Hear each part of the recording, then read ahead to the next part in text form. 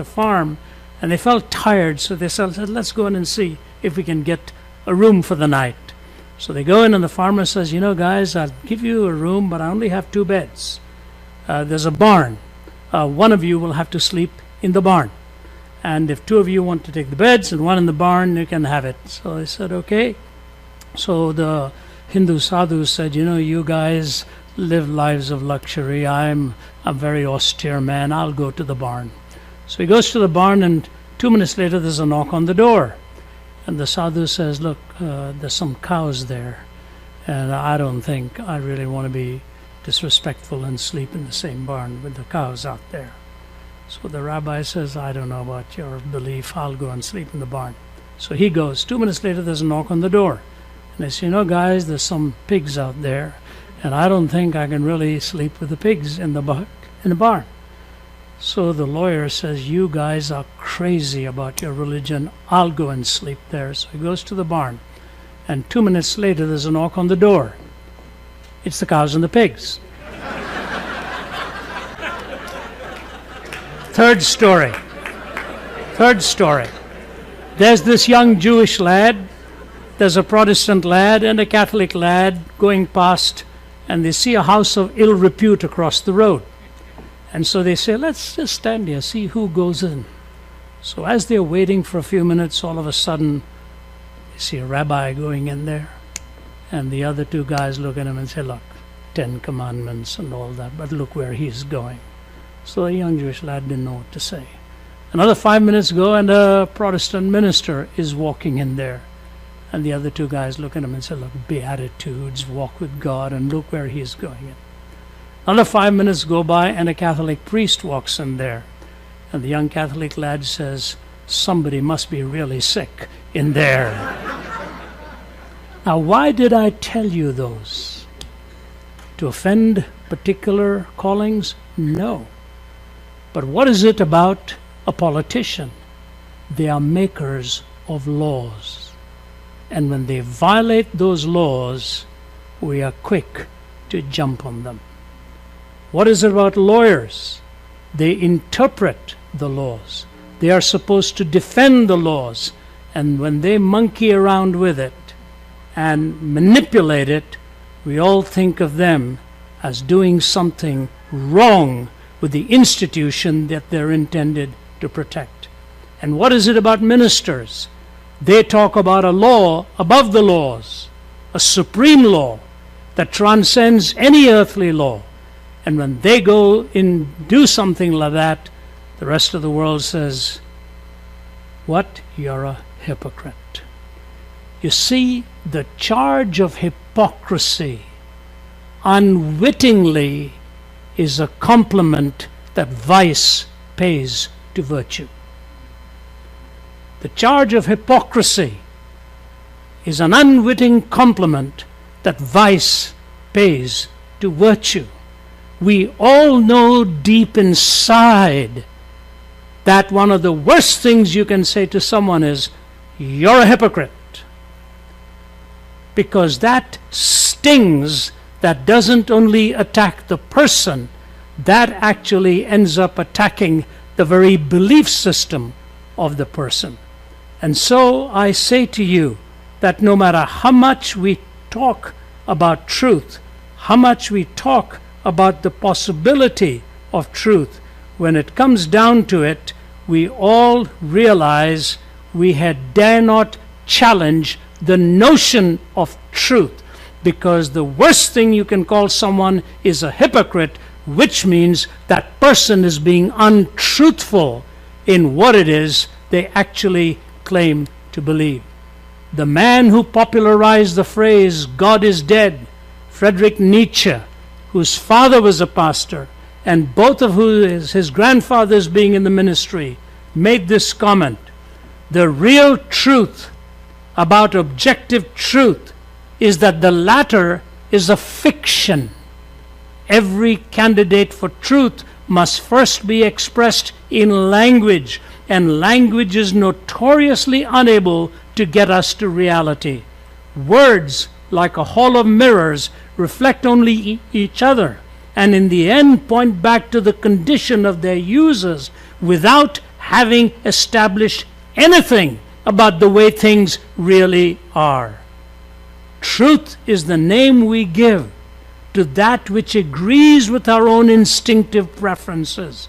It is what we call our interpretation of the world, especially when we want to foist it upon others. And then this staggering statement, but I too am still too pious, and even I worship at the altar where God's name is truth. He could not live with the exclusivity of what he was actually asserting, but then came to an exclusive conclusion. Nietzsche said this: one may sometimes tell a lie, but the grimace that accompanies it tells the truth. One may sometimes tell a lie, but the grimace that accompanies it tells the truth.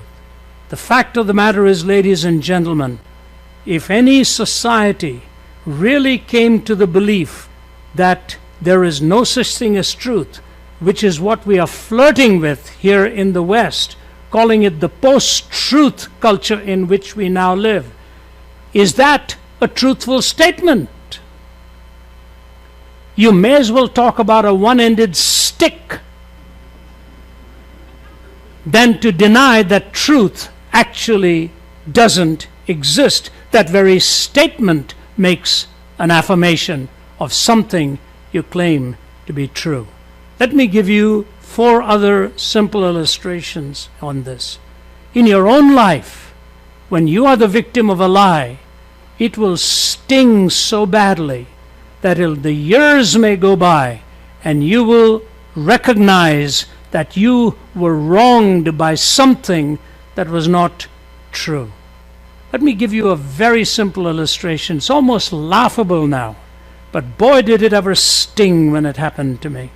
I was at one of the colleges in Delhi University where I was studying, and we used to sit on stools, and when the professor walked in, we always had to stand up, and then we would sit down on the stools. There were no backs to it. And as the professor came in and we stood up and we were about to sit down, the guy next to me with his foot moved the stool of the fellow in front of him. And he was crashing to the ground. I leaned over just in time to get the stool to try and put it back in place. I didn't make it, and all the professor saw was my hand on the stool and that guy on the ground. And he looked at me and said, "Zacharias, get out." I said, "But get out." He never gave me a chance to even make a defense of that. That was 55 years ago. And it still bothers me, that I was kicked out of the class because that guy took the stool out from the person in front of him. And you know what I did walking? I consoled myself, well, there are probably many things I did that I never got caught for, so it's okay. This one had to balance the whole thing out. When it happens to you personally, what about when it happens in justice? Then it's not just you. Some years ago, I went to see a man in prison whom I'd known as a friend. He was charged with something pretty heinous. And as he spends his time in prison, he vows that it was an absolute lie that got him in there. A few weeks after he was put into prison, I went to see him. I'll never forget the moment. Of course, you give your cell phones, you give your ID, you do all of that stuff. And I walked through 3 iron doors, one after another, past 3 sets of guards, and then sat across a glass from him. I didn't even recognize him. Only a few days had gone by. He was not even a shadow of himself. He is still in prison and will probably never get out because he's in his 70s and was given a 35-year sentence. I looked at him and I couldn't say anything as the tears kept running down my face. He comes with ankle irons and with his handcuffs. And he says, I swear to you, I never, ever did what I'm being accused of. I promise you that. And those who worked in prisons will tell you they make a mistake maybe 1 or 2% or more of the time.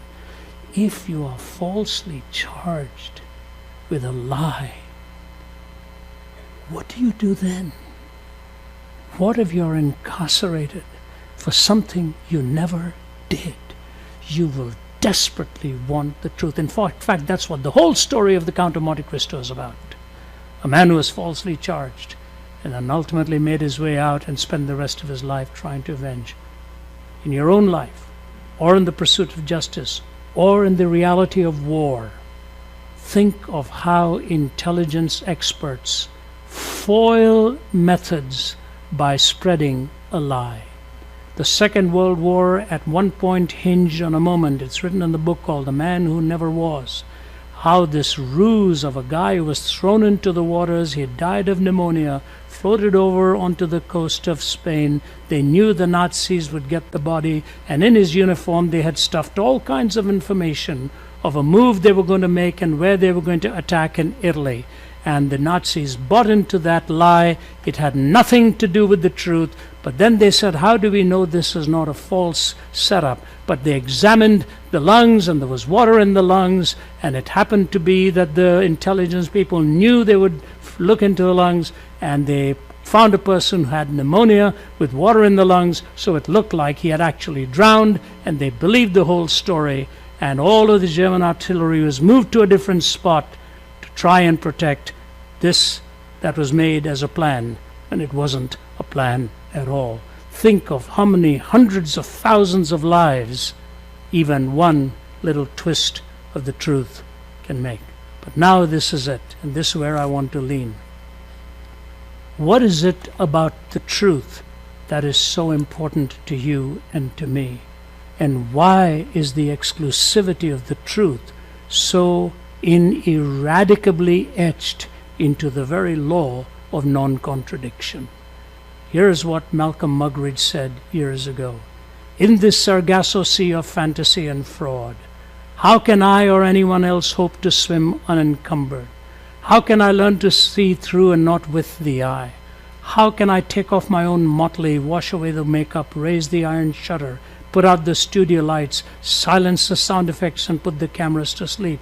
Will I ever watch the sunrise on Sunset Boulevard and set over Forest Lawn? Find furniture among the studio props, silence in a discotheque, love in a striptease, read truth of an auto cue, catch it on a screen or chase it on the wings of Muzak, view it in living color with the news, hear it in living sound along the motorways. No, not in the wind that rent the mountains and broke in pieces the rocks, not in the earthquake that followed, nor in the fire that followed the earthquake. It is in that still small voice, not in the screeching of tires either, or in the grinding of brakes, or the roar of jets, or the whistle of sirens, or the howl of trombones, the rattle of drums, or the chanting of demo voices. Again and again, it is that still small voice I long for, that voice of God, if one could only catch it.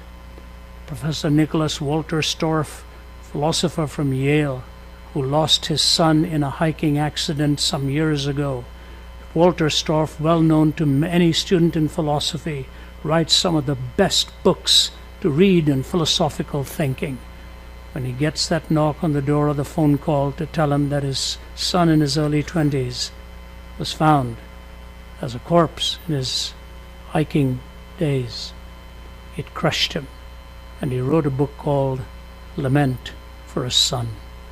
It's a powerful book, and he goes on to say, when all of the chasms have been crossed, when we can conquer heat with air conditioning, when we can conquer distances with jet planes and all of these, he said there will still be two realities we'll have to deal with: the evil in our hearts and death. When everything else has been conquered, when everything else is known or understood, the evil in your heart and mine, and the reality of death that we face. And so my challenge to you this evening is this: How did we get to even asking this question? Is spiritual truth exclusive? You know how we got here? We got here through three moods over the last 50 years in the West.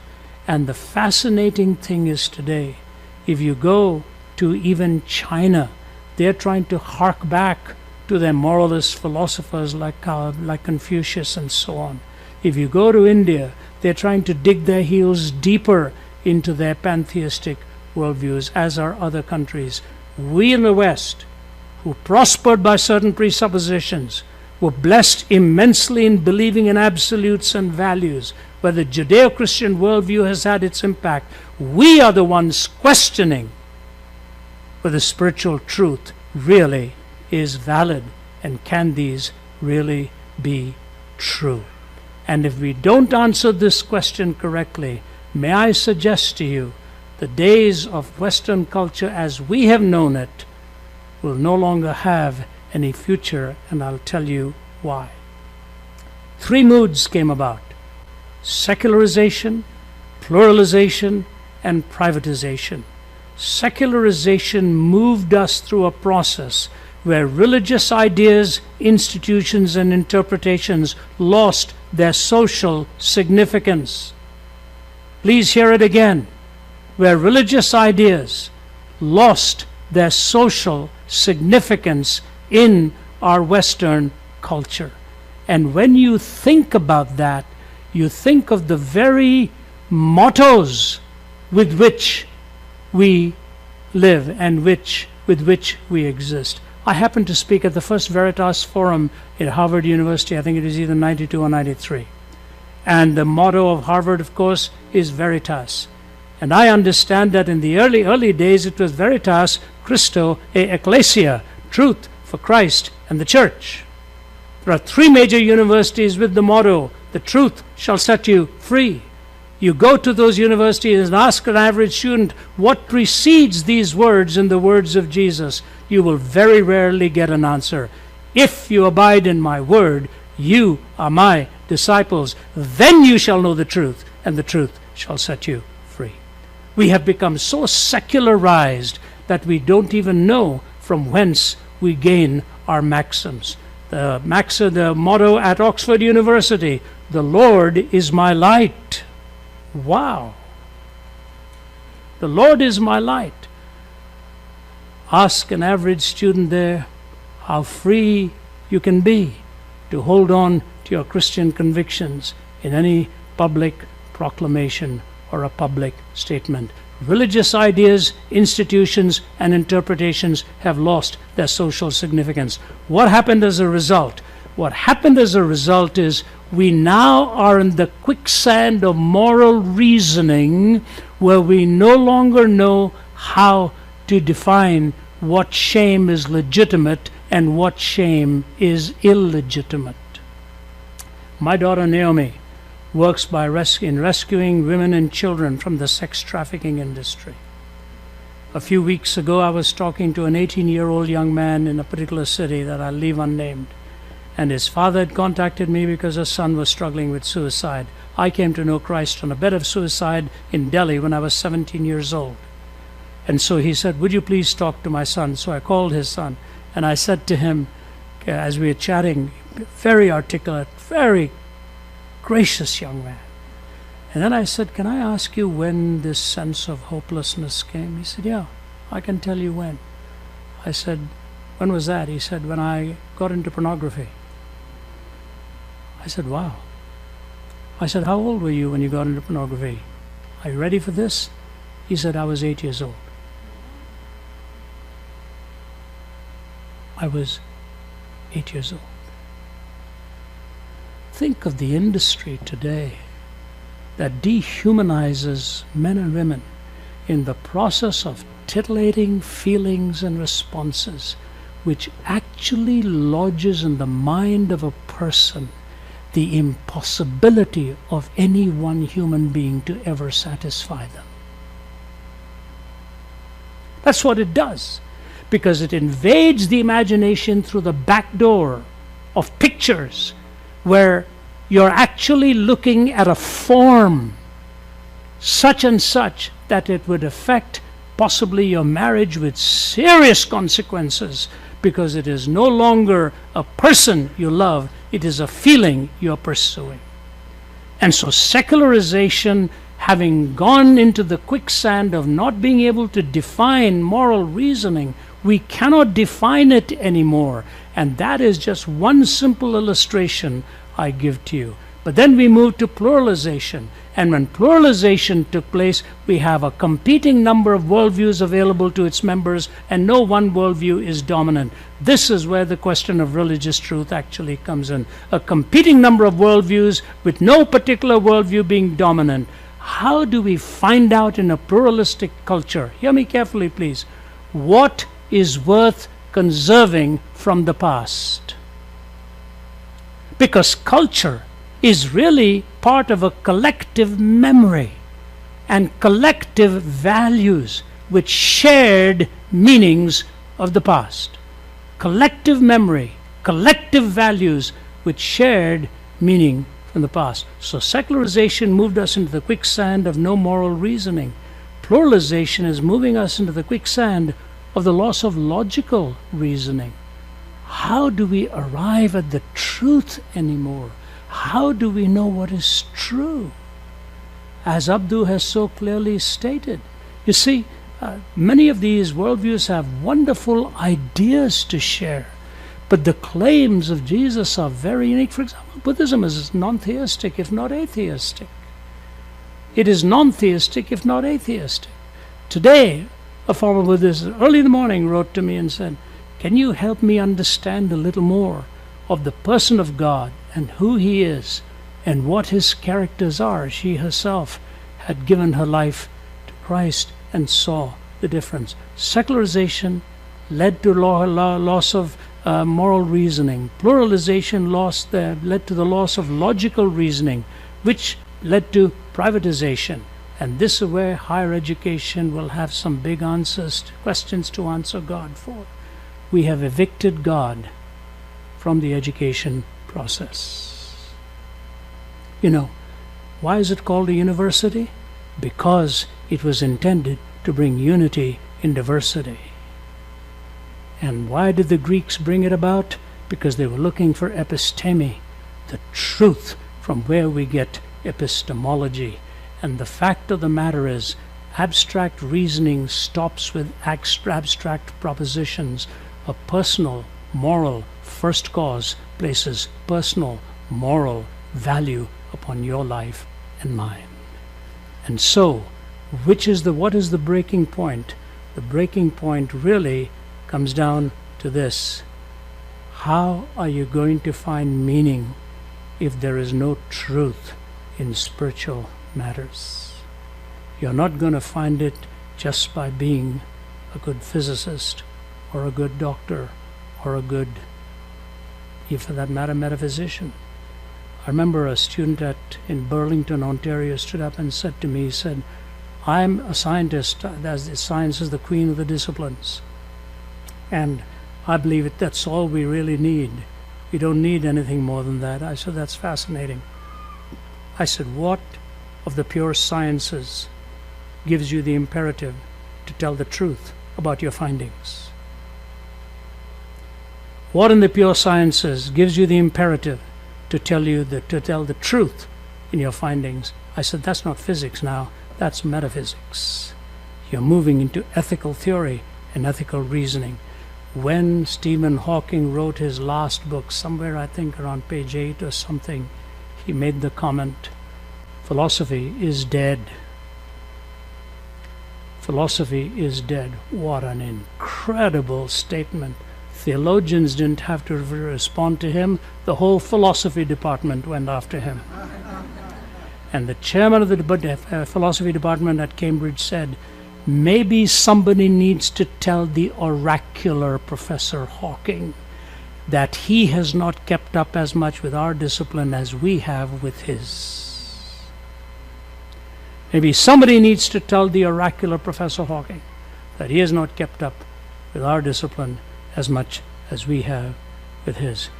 Do you know, The man was cared for and brilliant. I heard him a couple of times in his lectures. He always apologized for his American accent because he used to speak through a voice synthesizer developed by, I think, Caltech or somewhere like that. He had a good sense of humor. It was people who loved him and cared for him and believed in the notion of supererogatory acts of loving someone who could not even return it to him. Love is a supreme ethic that actually keeps people alive when long ago they could have been buried and gone. Where does that come from? I want to summarize 4 sets of propositions, and I'll close. It is this. See, there are 4 questions you have to answer in your life. Origin, meaning, morality, and destiny. That forms your worldview. And when you look for the truth, can I tell you something? It is only Jesus Christ who gave us the handmaiden of truth. It's grace. The law came through Moses, but grace and truth came through Jesus Christ. Truth without grace is arrogant. Grace without truth is mere sentimentality. You have to have the twin forces of grace and truth. Here are the 4 sets of propositions. In our origin, God tells us He created us with intrinsic worth and having a reflective splendor. Intrinsic worth and having a reflective splendor. This is the only point I want to illustrate. The rest I will just read for you. Follow me carefully. A man came to Jesus and asked him a question. Is it all right to pay taxes to Caesar? I wish so much Jesus had said no. It's just wonderful. So happy on April 15th to be godly and rebellious at the same time. Jesus said to him, do you have a coin? He said, yes. He said, give it to me. He shows him the coin. He says, whose image is on this coin? The man said, Caesar. Give to Caesar that which belongs to Caesar, and give to God that which belongs to God. The man should have had a follow-up question. You know what the follow-up question should have been? What belongs to God? And you know what Jesus would have said? Whose image is on you? You give to Caesar that which belongs to Caesar. You give to God that which belongs to God. No other worldview pays you that compliment, that you have a reflective splendor in Imago Dei. Secondly, He gives us in the origin unity of worship and diversity in forms. We don't all worship with the same kind of music or the same kind of expression, but we have the unity of focus to which we are called. Thirdly, the stewardship over creation, but the sovereignty of the Creator. Fourthly, autonomy of the individual with theonomy in life. That's in origin. Then in our existence, we rejected His sovereignty and felt shame from within by attacking the very image of God, and we became restless wanderers. The third set of propositions: God raised up a deliverer. God provides the miracle of freedom. God gave us the law to love the law, and God told us something very critical. It is only redemption that precedes righteousness. You can never be righteous without being redeemed. The truth of the matter is, when you are redeemed, you love God not because you earn your salvation. You love God because you love to serve Him, and the actions you show are an expression of your love for Him, not as a means to earn your righteousness. At age 17, in Delhi, as a struggling student in a culture of shame and honor, when I knew I was failing, the only hope I had was to exit this world quietly. I tried to take my own life. After the examinations in India, you have the highest rate of suicide that week all over the country. Any Indian in the audience will tell you that. You cannot afford to be a failure in that highly competitive culture. So I lay in that hospital room, dehydrated, tried to poison myself and didn't succeed. When the Bible was brought to me, which I never owned and I couldn't hold, I read the words of Jesus, because I live, you also shall live. And it followed the verse of Jesus telling Thomas, I am the way, the truth, and the life. No one comes unto the Father except through me. Thomas is the one who took the gospel to India. The exclusive claim of Christ made absolute sense to me, because truth, by definition, is exclusive. And you know what? The secular-minded person knows it, but is unwilling to admit it. So let me close with this illustration, with this quotation written many years ago by a psychologist in the Atlantic Monthly.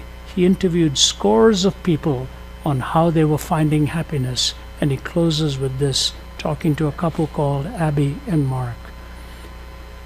If you feel it is imperative to fill all your needs then, and if all these needs are contradictory or in conflict with those of others, or simply unfillable, then frustration inevitably follows. To Abby and Mark as well, self-fulfillment means having a career and marriage and children and sexual freedom and autonomy and being liberal and having money and choosing nonconformity and insisting on social justice and enjoying city life and country living and simplicity and graciousness and reading and good friends, and on and on. The individual is not truly fulfilled by becoming ever more autonomous. Indeed, to move too far in this direction is to risk psychosis, the ultimate form of autonomy. The injunction is this: to find oneself, one must lose oneself, contains the truth any seeker of self-fulfillment needs to grasp. To find oneself, one must lose oneself. That is the truth any seeker of truth needs to grasp. It is Jesus who tells you, if anyone comes to me, let him deny himself, take up his cross, and follow me. In return, he gives to you the life that God alone can give, and the total fulfillment that comes from knowing your Creator, where love is the supreme ethic, and the image of God gives you intrinsic worth and reflective splendor. No other worldview gives that to you. Thank you, and God bless you.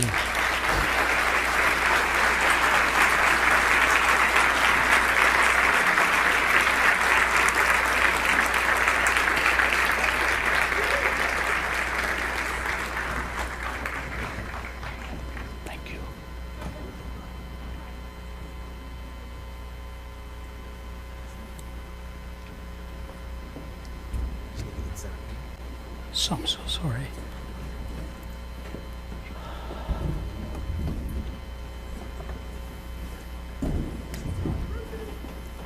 I'd like to have this big guy sitting next to me.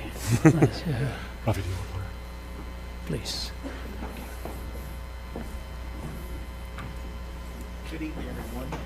Good evening, everyone. Get the mic up some, please. Good evening.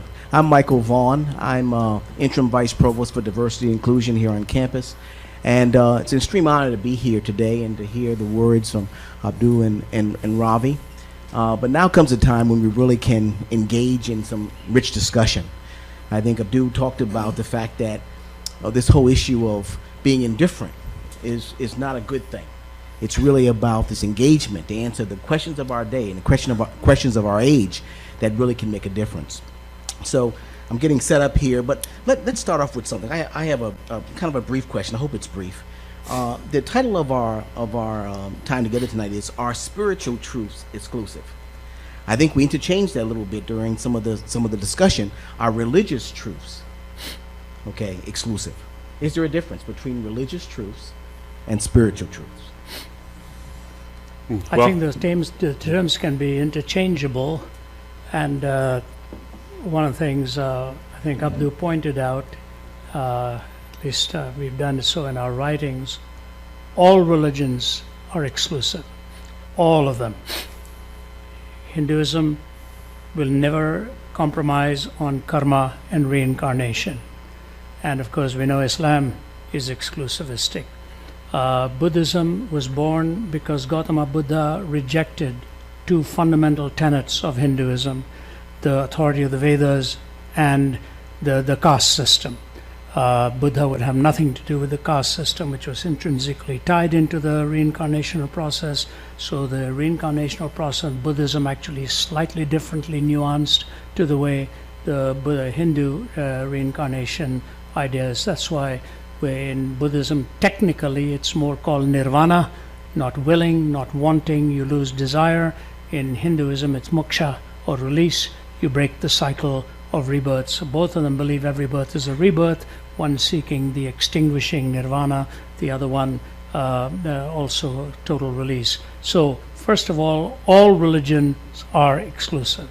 The only one that is all inclusive is Baha'ism, which includes all of them, but even Baha'is exclude the exclusivists. So it is not really ultimately or not all inclusive. Truth, by definition, is exclusive. Spiritual ideas often are nuanced very subjectively. Religion is given more a doctrinal position and a foundation on which it is built. So both pursue spiritual paths, but one is much more subjective without its doctrines, the other more doctrinal. That's a general response I would give to you, but as we was said earlier on, all statements of truth, whether be it in gravity or thermodynamics or whatever, they all affirm an exclusive posture, because a mutually exclusive statement is contradictory and cannot be embraced. So it's better to say all truth is exclusive, and so is religious truth. Thank you. Thank you. I think there's just an added nuance I would follow up in the last point Ravi was making, is that the word spiritual is less dangerous than religious. So if you say religious truth, you think of religious wars, you think of religious strife, you think of sectarianism. When you say spiritual, what is the rise now? You have the rise of the nuns. Those, not nuns like Catholic nuns, I mean N-O-N-E-S, none of the above. People who claim to be spiritual but not religious. So they make a distinction. The culture makes a distinction between spiritual and not religious. In fact, Sam Harris, I believe it was Sam Harris, the noted atheist, who wanted to recapture the very idea that you could be spiritual and be an atheist. So he's an atheist, and he says that you can be spiritual. What does he mean by that? I don't really know, but what I think is going on there is he's saying you can have some form of an esoteric experience with life that doesn't necessarily have to be tied down to the way your neurons are firing, but it's not religious. I do think that when you start using the word spiritual, you are dangerously coming close to being religious. In fact, the very idea, what is religious in the first place? It's taking spiritual claims and then systematizing them. So when you make a claim like you can be spiritual and not religious, or even not even theistic, you are systematizing. So there's no way to get around it. All right, very good. So we have a microphone set up here in the center. The rules of this exchange are to come to the mic once you've had your question vetted by the staff person who's on the side here. So if you would go this way if you have a question, you're going to talk to this young lady here, and then you're going to come back to the microphone to ask your question. So how many folks have questions? Just raise your hand, just so we can get an idea of how many questions there are in the audience. Okay, I see one. Well, the first question is always the hardest, so second question, please. Okay. So if you have a question, why don't you make your way over to the side there? Have you done that already? Okay. Yep. Excuse me? Okay, you submitted it. Okay, but as far as the questions here from the podium, because we've got the submitted questions here. I've got those. Anybody got a question they want to go? Okay, we're going to go to a question right here. All right. How can I explain that we can treat others with dignity and respect, regardless of different viewpoints, in a culture that promotes tolerance of all views, yet becomes angry when we state our beliefs? Well, let me take a first stab at it, and I think that the way to actually address this issue, this question is so thoughtfully, I think, worded, because it does put the finger on the pulse of what's going on today, is that when we say tolerance, we mean one of two things. We either mean that you have to agree with everyone no matter what it is they think, say, or believe, and At the same time, if you don't, be quiet. Those are the two competing things that the new tolerance is all about, which isn't really tolerance at all, as I had explained. I think the way to actually address this issue isn't to back away from having disagreement. I think we can disagree without being disagreeable. I think that we offer someone the dignity of difference. So it really does matter in two things. I think there's a preamble. I think that if we do make claims about what we think the world is really like, we have to have a couple of things in our repertoire. When we speak to someone about what we think is true, even if it disagrees with them, we can offer them this. We can simply say, this is true in one-on-one conversations, and I think it can be done to some degree on social media, although that becomes a very tricky animal. It really does, because no matter how much preamble you give, no matter how much level setting you try to give, and intentional statements like, I want you to understand how I'm being respectful when I say, you're still going to get a lot of snark back, because the anonymity of social media allows you to be as snarky as you want to be back, and anonymity prevents civility, I would say. But if you do approach things with a preamble that is along the lines of, because I actually respect what you think, because I actually value your opinion, I'm willing to disagree with you and engage with you on this, because I think you're the kind of person who will take it in the sense I'm intending it and will give grace, and I will afford you the same level of grace when you disagree with me. So we can engage in this and say, can we arrive at truth together? And I think oftentimes what you can do is ask open-ended questions about the intention of the conversation in the first place. Are we here to see who wins, or are we here to see where the truth actually lies? And can we come together in a journey on this? Does it have to be a contest, or can it be a journey hand in hand? So it's not just what you say, but the fundamentals, I think, of having good conversations is how you say it. Some of the most meaningful conversations I've ever had in my life have come with people who fundamentally disagree with me, but do agree on one truth, is that while all ideas don't deserve respect, because they're not all created equal, every person who has them is created equal and therefore deserves respect. And the fundamental thing in this question, too, is the whole issue of tolerance and becoming angry. You talked earlier about tolerance and the whole issue of stress, right? This exchange of ideas. Yeah. And can you talk a little bit more on that, though? Yeah. In the context of tolerance? Absolutely. The idea of putting up with stress doesn't mean that you have to get angry. It just simply means that you can be uncomfortable. The growth comes from discomfort. Anybody who's into fitness knows this. We have a phrase, no pain, no gain. Growth comes through discomfort, and I think epistemological growth, I think spiritual growth happens through discomfort. So you can put up with the stress without making the event stressful. But realizing that, why is it stressful? Because we have an inner thing inside of us. It's not the other person who's challenging us. The best conversations is when someone else causes you to challenge yourself. You know, any one of you who thinks you have all the answers, there's just one prescription for you: get married. And you will find out very quickly how to handle stress and respect at the same time. You know, today is, I guess, what are we on? Monday here today? Yeah, it's Monday. Yeah. Within a matter of a few days, I'm going to be having lunch with this gentleman. He is Sheikh Nahyan from the royal family in the UAE. This is the year of tolerance in the United Arab Emirates. Listen to what Sheikh Nahyan says about tolerance. In the UAE, tolerance is not simply enduring the existence of opinions or behaviors that do not concur with your own. I tend to lose this, yeah. It is about recognizing, respecting, and embracing diversity. It is about being secure in your own culture and beliefs, so that you respond to what is different within your culture with curiosity and compassion, rather than with fear and intolerance.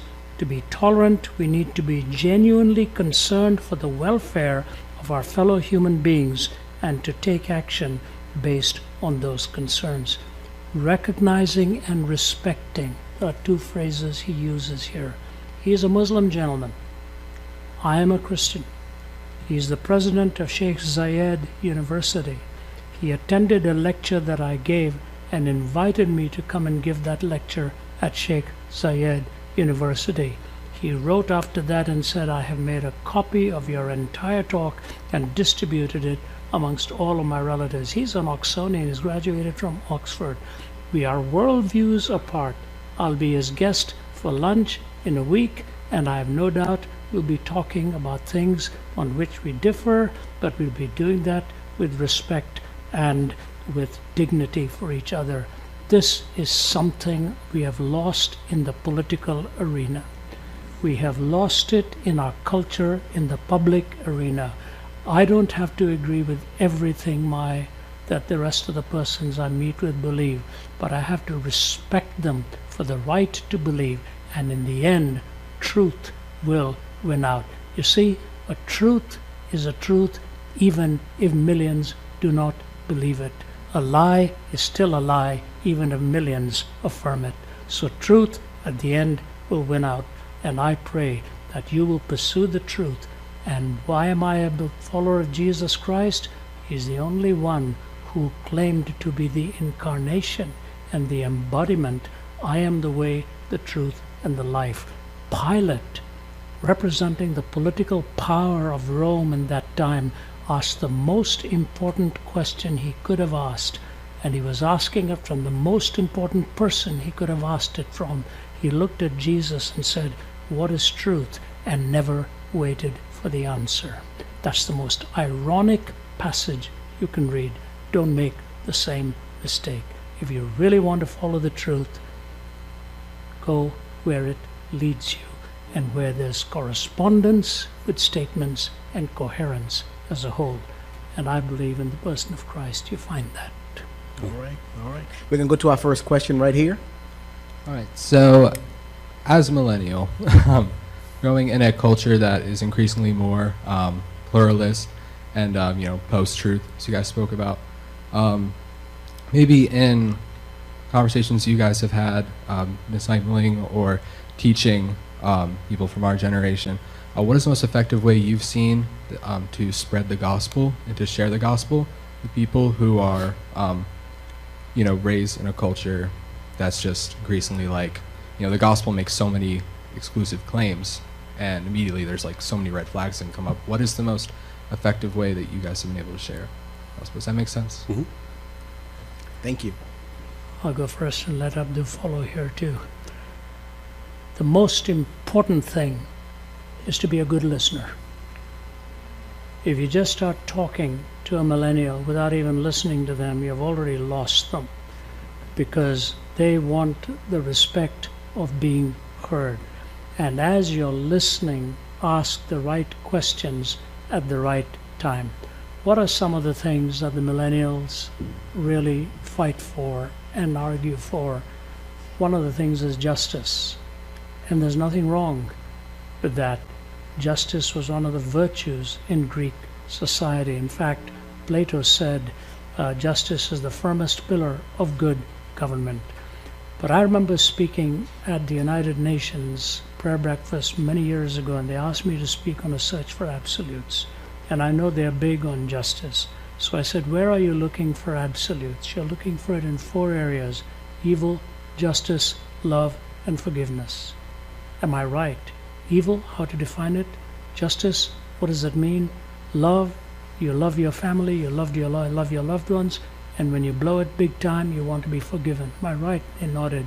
I said, let me tell you the one place in the world where the 4 of these converged. They converged on a hill called Calvary, where evil, justice, love, and forgiveness came together in the crucifixion of Jesus. People don't realize it is either today or yesterday the famed Philip Johnson, the lawyer from Berkeley, passed away.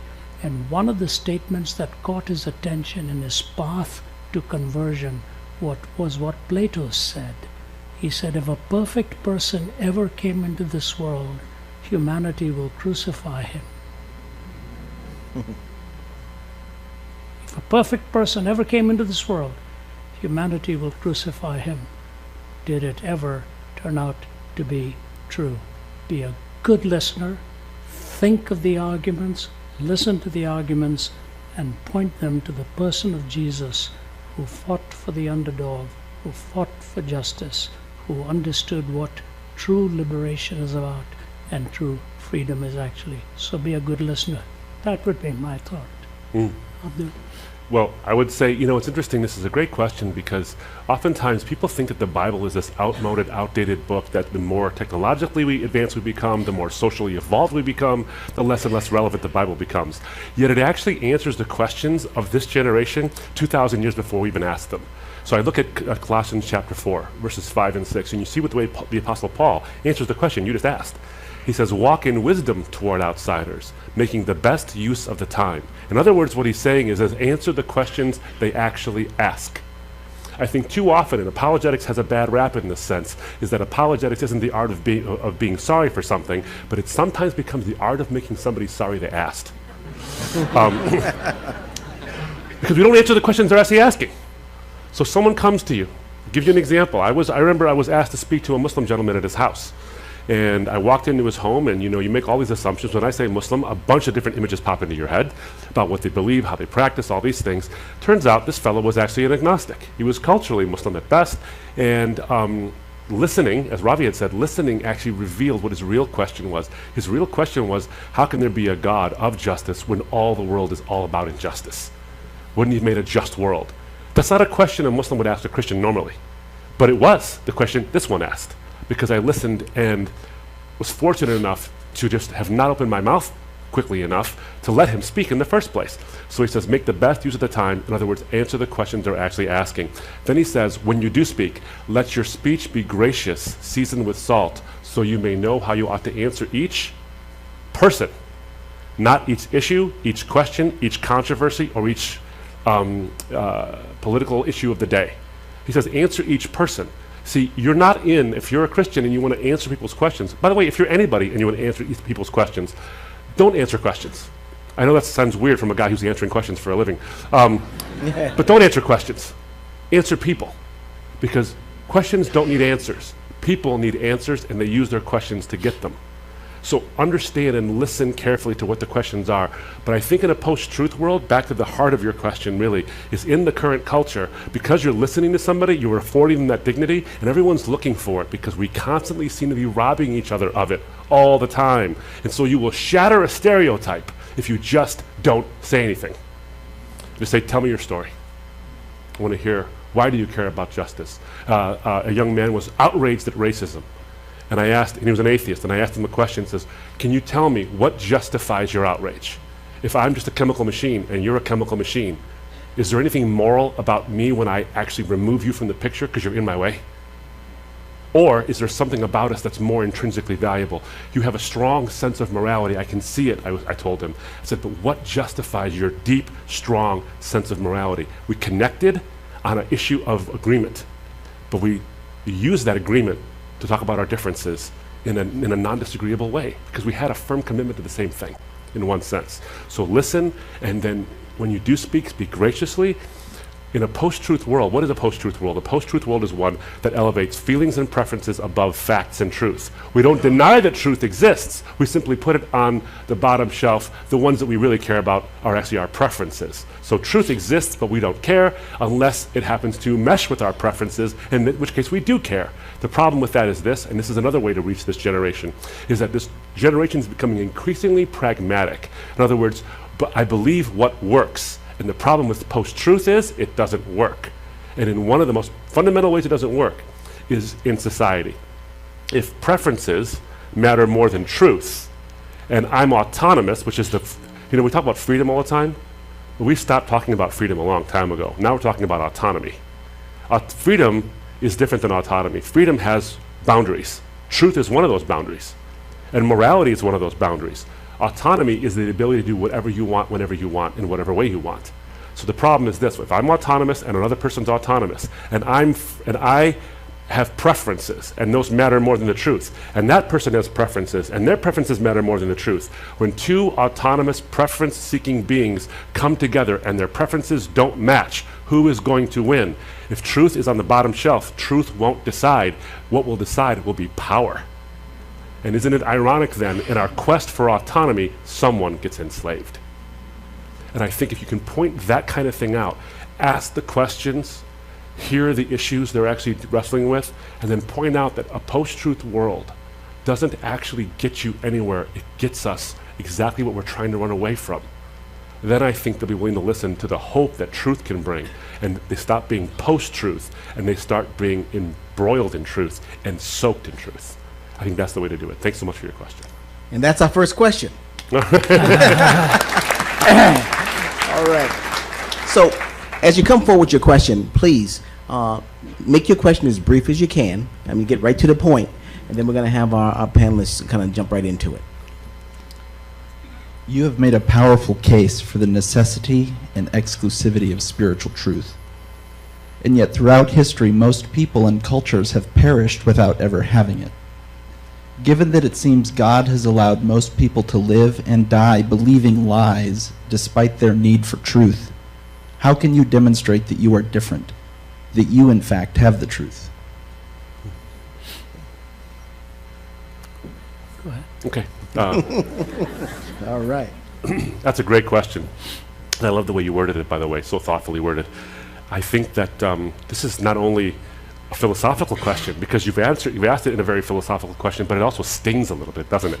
It's got a moral proposition to it as well. Is that how could God if God does exist, how in the world could it be that God would be a God of exclusive truths and allow so many people to die believing things that are outside of the ambit of truth, given how important and necessary it is? I think there's a couple of ways to answer this question and look at it.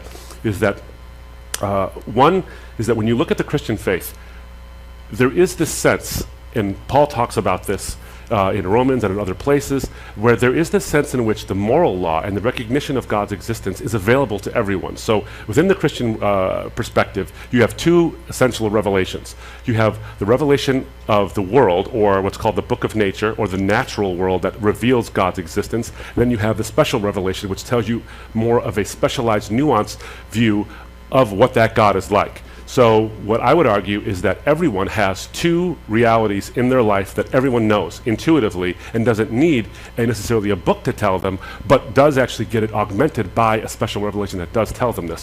One, I think that it's abundantly clear, even without the Bible necessarily, that God exists. I think we can look around and we can find this out. And I think science is actually pointing us more and more towards it, not further and further away. But we see the appearance of design, which I think leads us to a reasonable conclusion that there is therefore a designer. Now, can that be debunked? Sure. But has it been debunked? I think not. I think that the actual evidence points more and more closer and closer to a designer. In fact, a good friend of mine who's in the audience today, Scott Symington, has his degree in physics and I think nuclear physics or something like that, radiological physics, and he would tell you there's 200 plus properties, I think even more now, Scott, if I'm not mistaken, hundreds of properties of the universe, both in its initial conditions and its current conditions, which point towards a God. Now, you don't have to be a scientist to know that. You can look at the way things are designed around us to support life to say these things look like someone put them together. So there's specified complexity in the world that has a function, there's a functionality to it. And in a place like this, I think we understand these terms. In fact, in engineering, we have a thing called biomimetics, where people are actually looking at the way nature has solved engineering problems for inspirations about how we should solve engineering problems. So the problem that is there for the naturalist is, how is it that mindless nature somehow bests our greatest minds? And so we can see in nature embedded that there is a God. That's truth number one. Truth number two, we are destitute before him. We're destitute before each other. How many of us look in the mirror and think of that time, or you're in the shower, or you're doing whatever you're doing about your daily lives, and you can think of that time when you cringe inside of you, thinking, why did I say that? Why did I hurt that person? Why did I do that? What am I thinking when I'm doing these things? How come I can't stop? Every human being, I think, throughout history is in recognition that at least they could be available to them, that God exists and they need a Savior who's not them. And then we see even in the Bible, in the book of Job, for example, one of the earliest books of the Bible written, before the advent of the Savior, where we see him say, though he slay me, yet I will hope in him. And he talks about how his Redeemer actually lives. He looks forward to a Redeemer because we recognize that we can't do it ourselves. I think that's an inherent human intuition, and it's basically based in reality. So we recognize that need for a Savior. And did Job know who it was? I don't know. I don't think he probably didn't know exactly who it was, but that there was one, I think, is the exclusive truth. There is a God, we're destitute before him, and we need him to save us from ourselves. And that is essentially what the gospel's all about, that Savior has in fact been provided. Abraham rejoiced for a day he did not see. Job rejoiced for a day he did not see. And then finally, I think it comes down to this. This question also rings of this idea that whenever someone goes to an eternity without God, somehow is only a one-way street, that that the people experience pain, like an eternal damnation or separation from God or whatever it is, and that's the problem. God sets it up so that the majority of us go there. That's not really what the Christian faith is all about. It sets it up so that we have the choice and we choose to go there, but there's also this dictate too. I want you to think about it as a two-way street because it reveals the character of God. The Bible says two things. It says, one, that God does not delight in the death of the wicked. He's not happy about that. And two, precious in the eyes of the Lord are the death of one of his saints. So when death happens, God actually assesses it as either a tragedy or a road to a greater triumph. But in both instances, there's a weeping that happens. So we might think this is a one-way question. How could God let so many people die, not knowing the exclusive truths about him, and go to this eternal damnation and just kind of sit there and be aloof to the whole thing? The reality is he's not. He does not delight in the death of the wicked, which means that he actually suffers the mourning and the anguish of our passing into an eternity without him forever. He always does that. He never lets it go. I think there's a hint of that in the very Gospels themselves. When Jesus himself walks out of the tomb, he's not pristine. He's got the wound in his side and the nails in his hands and his feet. In other words, he bears the wounds forever. So what I would say to you is, those folks who didn't necessarily know every nuance of those truths have an inkling that God exists, or have a good reason, I would say, beyond an inkling that God exists, that they need a Savior, and that they were hoping in a Savior that could be provided by God. How that works out in every single circumstance, I'm not totally sure, but I can tell you, I know personally of people who have never heard the gospel from either the written form or from someone else's lips, and they told me, I've talked to them, that they became a believer because God broke into their life through a dream or whatever. They were in very closed countries, and they said, I had a dream. One example was there was a dream of a young man who said he was standing on a mountain peak, and there was this big open hole in between the valley, and then all his culture, the people from his family and all these things were on the other side, and there was a figure emerging from the hole. And they were throwing dirt on him and saying, stay down, stay dead, stay down, stay dead. And then he recognized, that is the Savior. He died for me and is rising. No one told him that before. And he became a believer. So one, I think there's evidence throughout the general revelation, our intuition. Two, I think God breaks in sometimes. You know, the reality is that if you're a Christian and you feel compelled to share this good news, just remember something. This is a privilege, not a right. He can do it without you. And in fact, he always does. I think that helps along these ways. Is it a neat and tidy answer? I don't think there's always neat and tidy answers, but I do think it gives me an inkling that God has not left himself without a witness throughout all of human history for these exclusive truths that are specifically Christian. Great question. Thank you. Now, Robbie, before you answer, I want to inject a couple of more questions in here that are similar that we got from our online folks. And the way this works too, people have posted questions, but then there's a voting system. So we've got over almost 300 votes on these questions. So here's two of the high ones that actually talk about this. This is, all religions claim that they're the way. A lot say that all others are wrong. What sets Christianity apart as the only way? That's the first question. This is another related question. How does Jesus' death mean that we are forgiven? It is like a judge making his son take the punishment for a criminal. Why couldn't God have just forgiven us without Jesus dying? Mm-hmm. So fundamentally, you know, these are the questions. Mm-hmm. What makes Christianity the way, the truth, and the life? Mm-hmm. And what is Jesus' role within that? And why couldn't God have done something different? That's what the question is. Yep. All right, I'll take the first part. I'll let up to take the second. But let me continue because your question is so critical. The most important assumption you made in your question is how could God allow something like this to happen, where there are millions sort of have not heard about him? What is God going to do about them? The assumption in that question twofold. Number one, that somehow my sense of fairness is superior to God's sense of fairness. I wouldn't do that if I raised the question for the wrong reason. Number two would be, the Bible says, shall not the judge of all the earth do that which is right?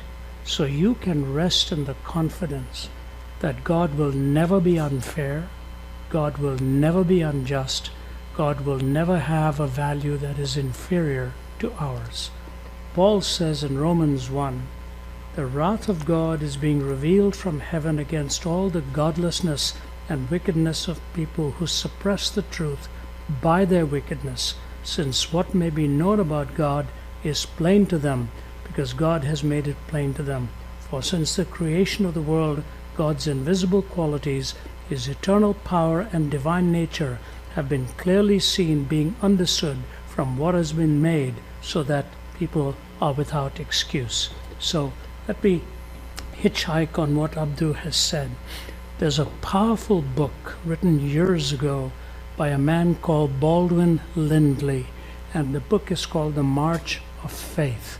It's written about a young African boy by the name of Samuel Morris, who was a hideaway on a ship and somehow arrived in New York. It's a long story. I won't give you the whole story, but I don't know, have you read that book at all, Samuel Morris's book?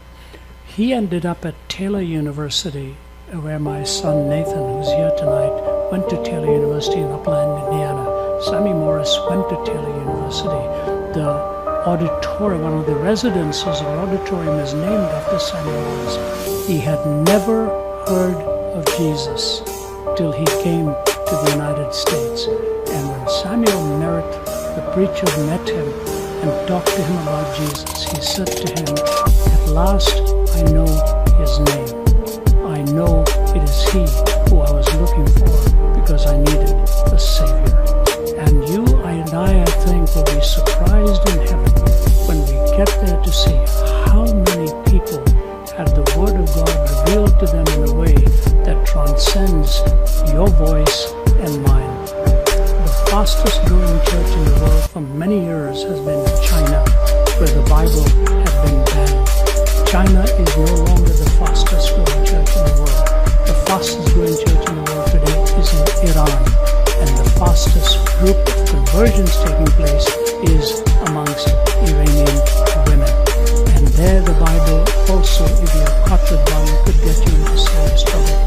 So sir, what I say to you is, God is sovereign, God is gracious, he's able to scale walls that you and I cannot scale. And he is just, pure and loving. He will make sure how the conscience hears just enough about him to have them seek after him and call upon his name. I rest on the confidence of the character of God. When I was in my hospital room, I had not even prayed. I didn't even know how to pray. Why on earth did somebody send a Bible to my room for me to be able to hold, which I couldn't even hold in my hand? I'm confident the judge of all the earth will do right. I'm more concerned about those who hear and reject than those who we say haven't heard. God knows how to deal with them with grace and mercy and tenderness. You can rest in that knowledge yourself. Okay. Now, the question, and I'll keep this brief because time is running. That second question about all religions claim to be exclusive. Why is Christianity unique? First of all, I think when you come to the monotheistic faiths, Michael, there's only three of them. There's Judaism, Islam, and the Christian faith. And we who see ourselves standing on the shoulders of Judaism and the Judeo-Christian worldview, for example, some of you may have seen my dialogue with Ben Shapiro. He's a wonderful guy, got to know him really well. I've never seen a man with a tongue-brain coordination of such a fearsome capacity. He talks so fast. And he asked me as his closing question, what was wrong, what fell short. And my answer to him was very simple. We do not think of Christianity violating the faith of Judaism. We see it as fulfilling and completing, because the law is like a mirror. It tells you your face is dirty, but you don't rub your face against the mirror to clean it.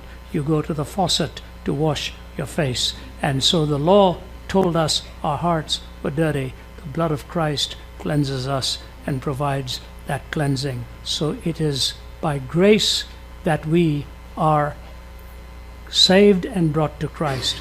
Now, what about other faiths then that claim to be true? So one of the ways to decide whether a system, let me be very careful here. Hear me carefully, please. When you say a total system is flawed, you're not saying that everything that it claims is flawed.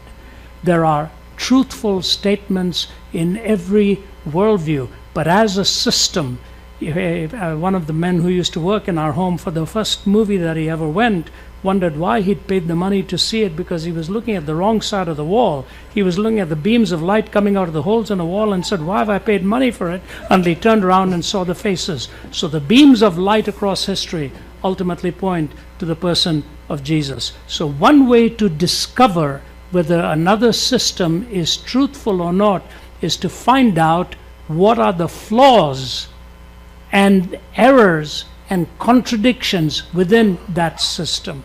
And I could stand here and give you serious contradictions that I find in the only other monotheistic worldview that challenges the Christian faith. And so I know as a system it cannot be true because of either the historical or philosophical or ethical flaws that I see in that.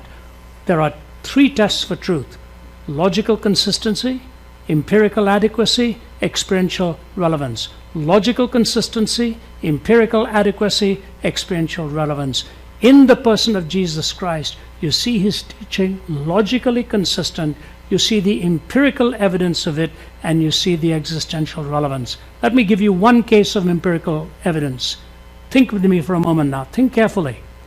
If you were a charlatan, and you were claiming to be the Son of God, and you claimed that you would rise again from the dead, but you knew in your heart you were faking the whole thing, how would you express your resurrection to the followers? You know what you'd say?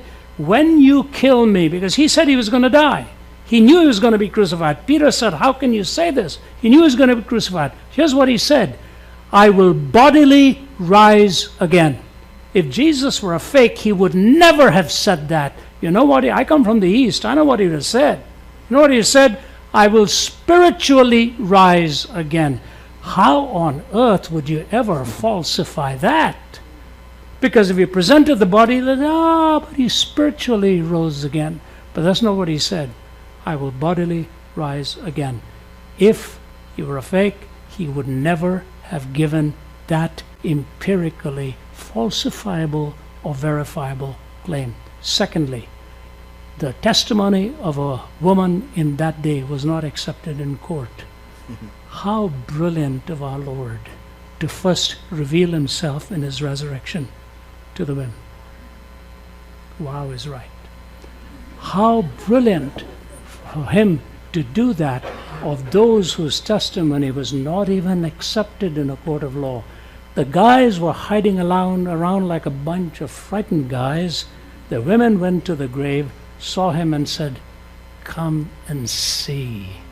And then when the two disciples on Emmaus Road didn't know they were talking to Jesus, they look at him and he says to them, what's bothering you guys so much? This the most astounding thing. Are you the only ones in this land who doesn't know what has happened? They say to Jesus. He was the only one in the land who did know what had happened. And he gave them the history of the coming of the Messiah. And they said, we'll buy you dinner. Let's talk with you. Please come in. And he took a piece of bread. When he broke it, they knew who he was right off the bat. So why is he the way, the truth, and the life? You will find no erroneous statement by him contrary to the other monotheistic faith, where we can point those out to you, and logically consistent, empirically adequate, experientially relevant. Those are the three tests for truth. That's why I believe you put them to the test and you find He is the way, the truth, and the life. That's it for me. Yeah. All right. so very quickly, just to give you some idea where we are, we're overcome by time. We're going to have one more question. You're going to have a chance to ask your question. Please, I just wanted to answer the question that was given all about the why couldn't God just simply forgive if He's sovereign and all these things? Why does He have to die and all this? I used to ask this question all the time and have this objection constantly. I want to take it from a philosophical and a legal perspective, from my own background as a lawyer, but also want to talk about it from a philosophical perspective because it piggybacks very well on what Ravi was saying about logical consistency. So if you think about a God who would exist, if God is the greatest possible being, and the monotheistic faiths all agree with this, that He's the greatest possible being, even the pantheistic faiths to some degree would say that if there's a God, He would be the greatest possible being, what two qualities would He actually possess? Most likely He would possess the quality of being absolutely just without compromise and absolutely merciful without compromise. So the problem is this: how can you be absolutely just, giving people what they deserve, yet also be absolutely merciful, giving them what they don't deserve at the same time? How can you be logically consistent and still not compromise? Because if God is fully just and completely just, He would never compromise His justice, because then if He compromised, He would not be the greatest possible judge. He would lose something in the process. He would denigrate Himself in His very nature, in His very characteristics. If He wasn't absolutely, completely and justifiably merciful, He would stop being the greatest merciful being there could be. He would compromise and diminish himself in some way. So if someone were to commit a transgression against God and offend Him and do a temporal act that actually offends the eternal one, there is an eternal effect. So here's the problem. How does God forgive this sin just because someone is sorry? Well, does that make sense then? Because just because they're sorry doesn't mean they haven't done something. They haven't incurred some kind of a cost against the maker of all the universe. The holiest one is now rightfully offended in some way, or a debt has been incurred to that very God. And as I was saying before in my opening talk, is that all religious systems recognize at least some measure of this. Even the Quran says in Surah 35 verse 45, where it says, if God were to judge mankind according to what it deserves, He would not leave on the back of the earth even one living thing. That's how serious sin is actually in the world. It actually taints and pollutes the entire world. Why would you kill octopi and cacti and amoeba for my sin? Because it pollutes everything. That's how bad it is. Even that recognizes this. So if we were to say that a God like that, who sees it that holy and sees it this way, says, well, you cried a little bit, you're all forgiven. You cease to be just. But if you don't forgive it, you cease to be merciful. That's what the cross is actually all about. It's the logical consistency based on the empirical adequacy of the historical cross that actually happened. And everyone who studies Jesus actually agrees on this, that He died to do what? To pay the price we rightfully deserve. That's mercy, but He pays the price because that's justice. Both are converged. Now that's where the beauty of the Trinity actually comes into play. What I love about the Christian faith is that it's logically consistent, but it's also logically coherent. So God is one and three. He's one in His nature with three distinct personhoods. The Father is not the Son is not the Spirit, yet they share the same nature, the same whatness, but different who-ness. So when Jesus, the Son, pays the price to the Father, it's not taking money from your right pocket and putting it in your left. That's not what's happening. It's not a fiction. The Son, who is distinct in personhood from the Father, actually pays the Father. It's a real transaction. Because God is triune, it all coheres and it makes sense in light of all of it. So God, in His own inimitable way, merges the seemingly contradictory, mercy and justice, at a cross, and that can be done because God is triune. That is a uniquely Christian thing. I think it is a coherent system, and it is a logically consistent system, but it also bears the marks of empirical adequacy, because if you study the history, you know that it actually happened.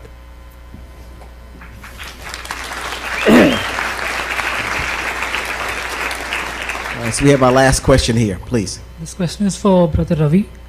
You've actually partly answered in the questions before, but I wanted to talk about a worldview that has been gaining popularity from India. It's being propagated by a yogi and mystic called inner engineering.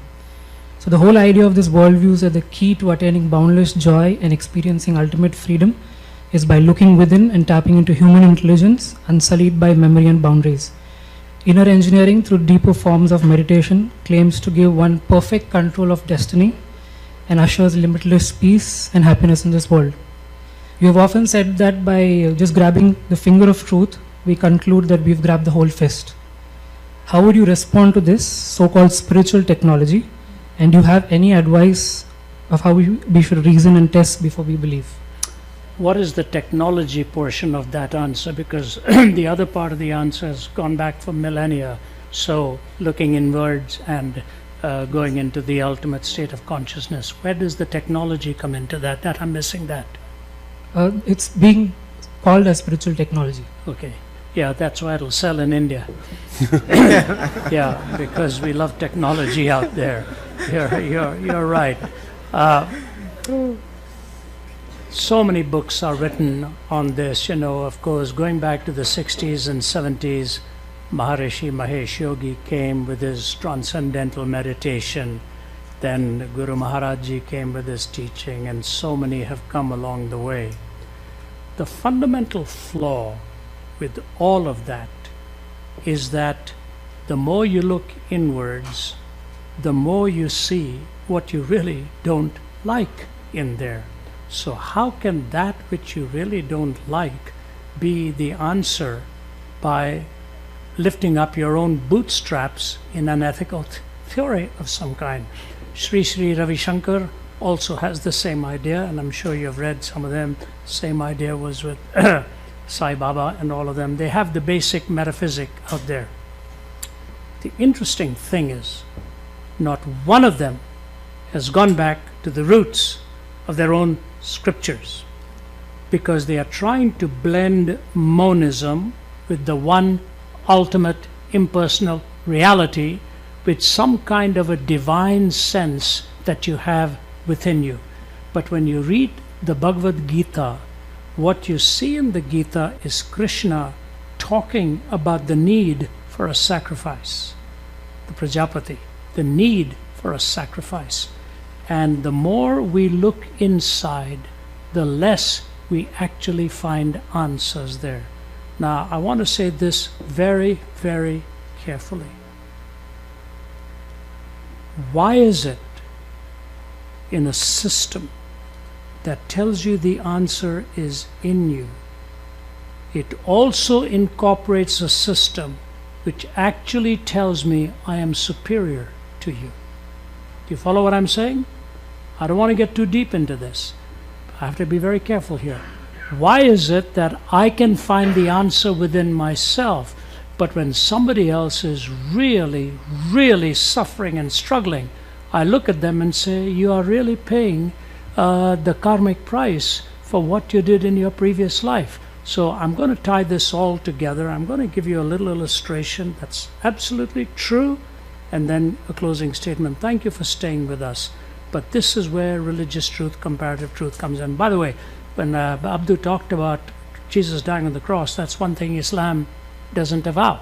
It's the only system in the world that denies that Jesus actually died in the cross. Greek historians said he died, pagan historians said he died, Roman historians said he died, Jewish historians said he died. They deny the death of Christ on the cross for their own reasons. So that is another historical aberration in the other system.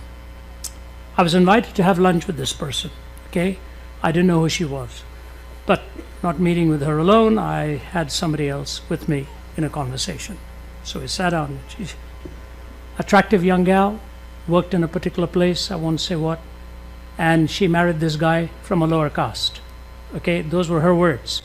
I come from the highest caste, he was from a lower caste. My parents disowned me, his parents disowned him. So they got married, they lost both of their families.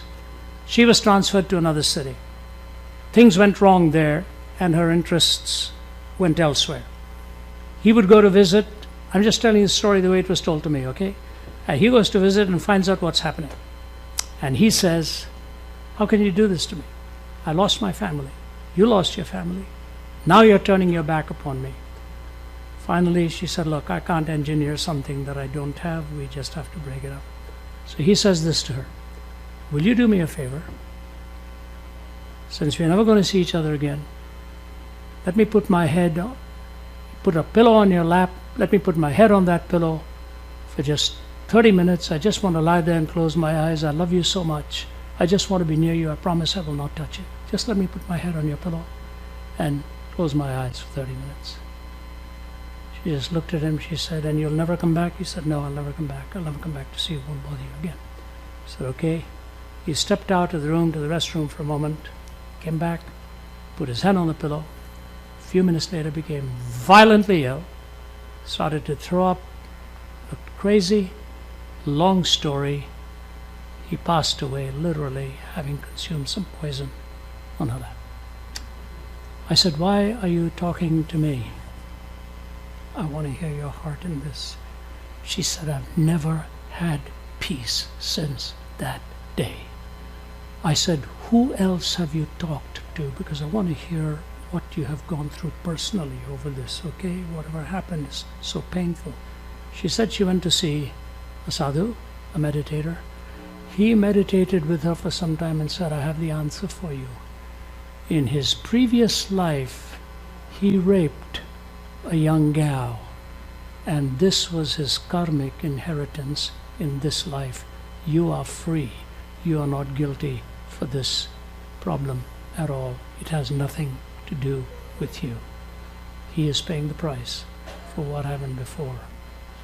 I've tried to fight the tears back. I said, has that answer satisfied you? She just bit her lip and bit her lip. Tears started to run down her face. These band-aids that we put on broken joints sound very sophisticated, but the reality is I am separated from God, and looking into my own heart 1,000-fold doesn't get me anywhere. As one man in a business meeting in Mumbai stood up and said, does everyone need a guru? Is a guru necessary? I said, the only thing that is necessary is a savior. Even your guru needs a savior. So my answer is this: looking inside, you'll see a lot of dirt. You will never be able to cleanse it yourself, as wonderful as it sounds. We have a savior who paid the price, and he looked at the audience and looked to God, Father, forgive them because they don't know what they're doing. Just think of how kind he was. They don't know what they are doing. And I would just say, with all respect to many of these people who claim looking inside, you're going to find that they really don't know what they are talking about. I am a sinner, and I need not a guru, I need a savior. And to a wounded person, we turn to a wounded savior, the God of love and mercy and grace. Time is a loan. We have to pay it back.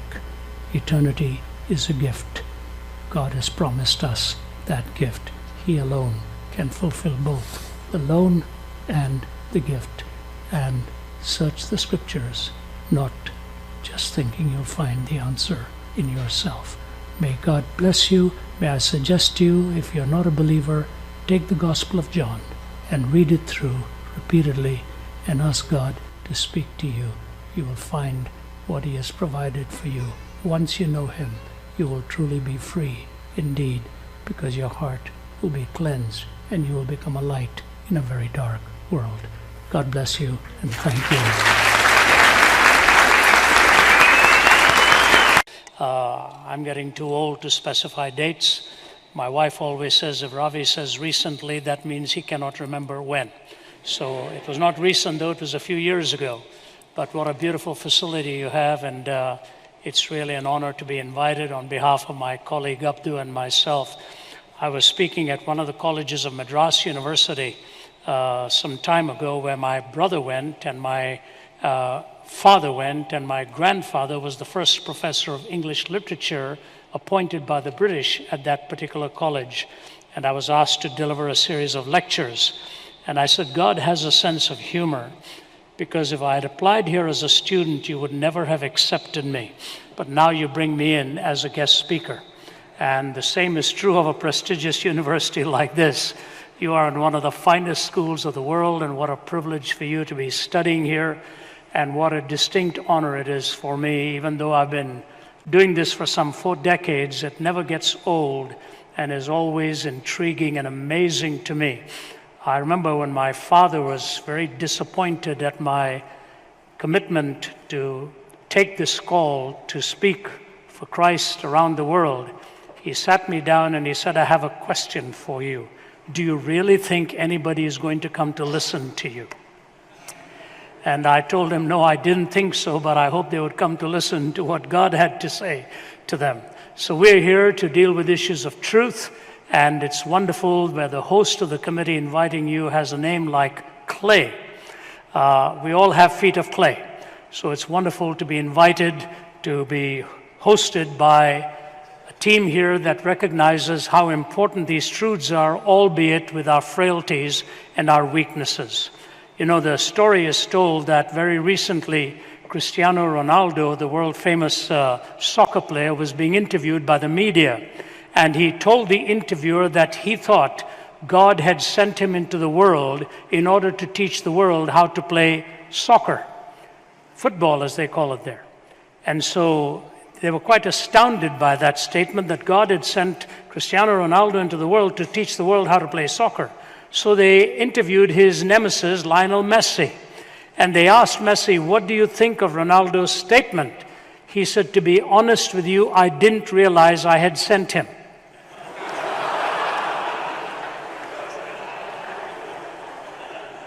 Isn't it interesting how we think that only athletes have this Superman theory about themselves? Muhammad Ali described himself as the greatest. Float like a butterfly, sting like a bee, that he would knock any nemesis out of the ring.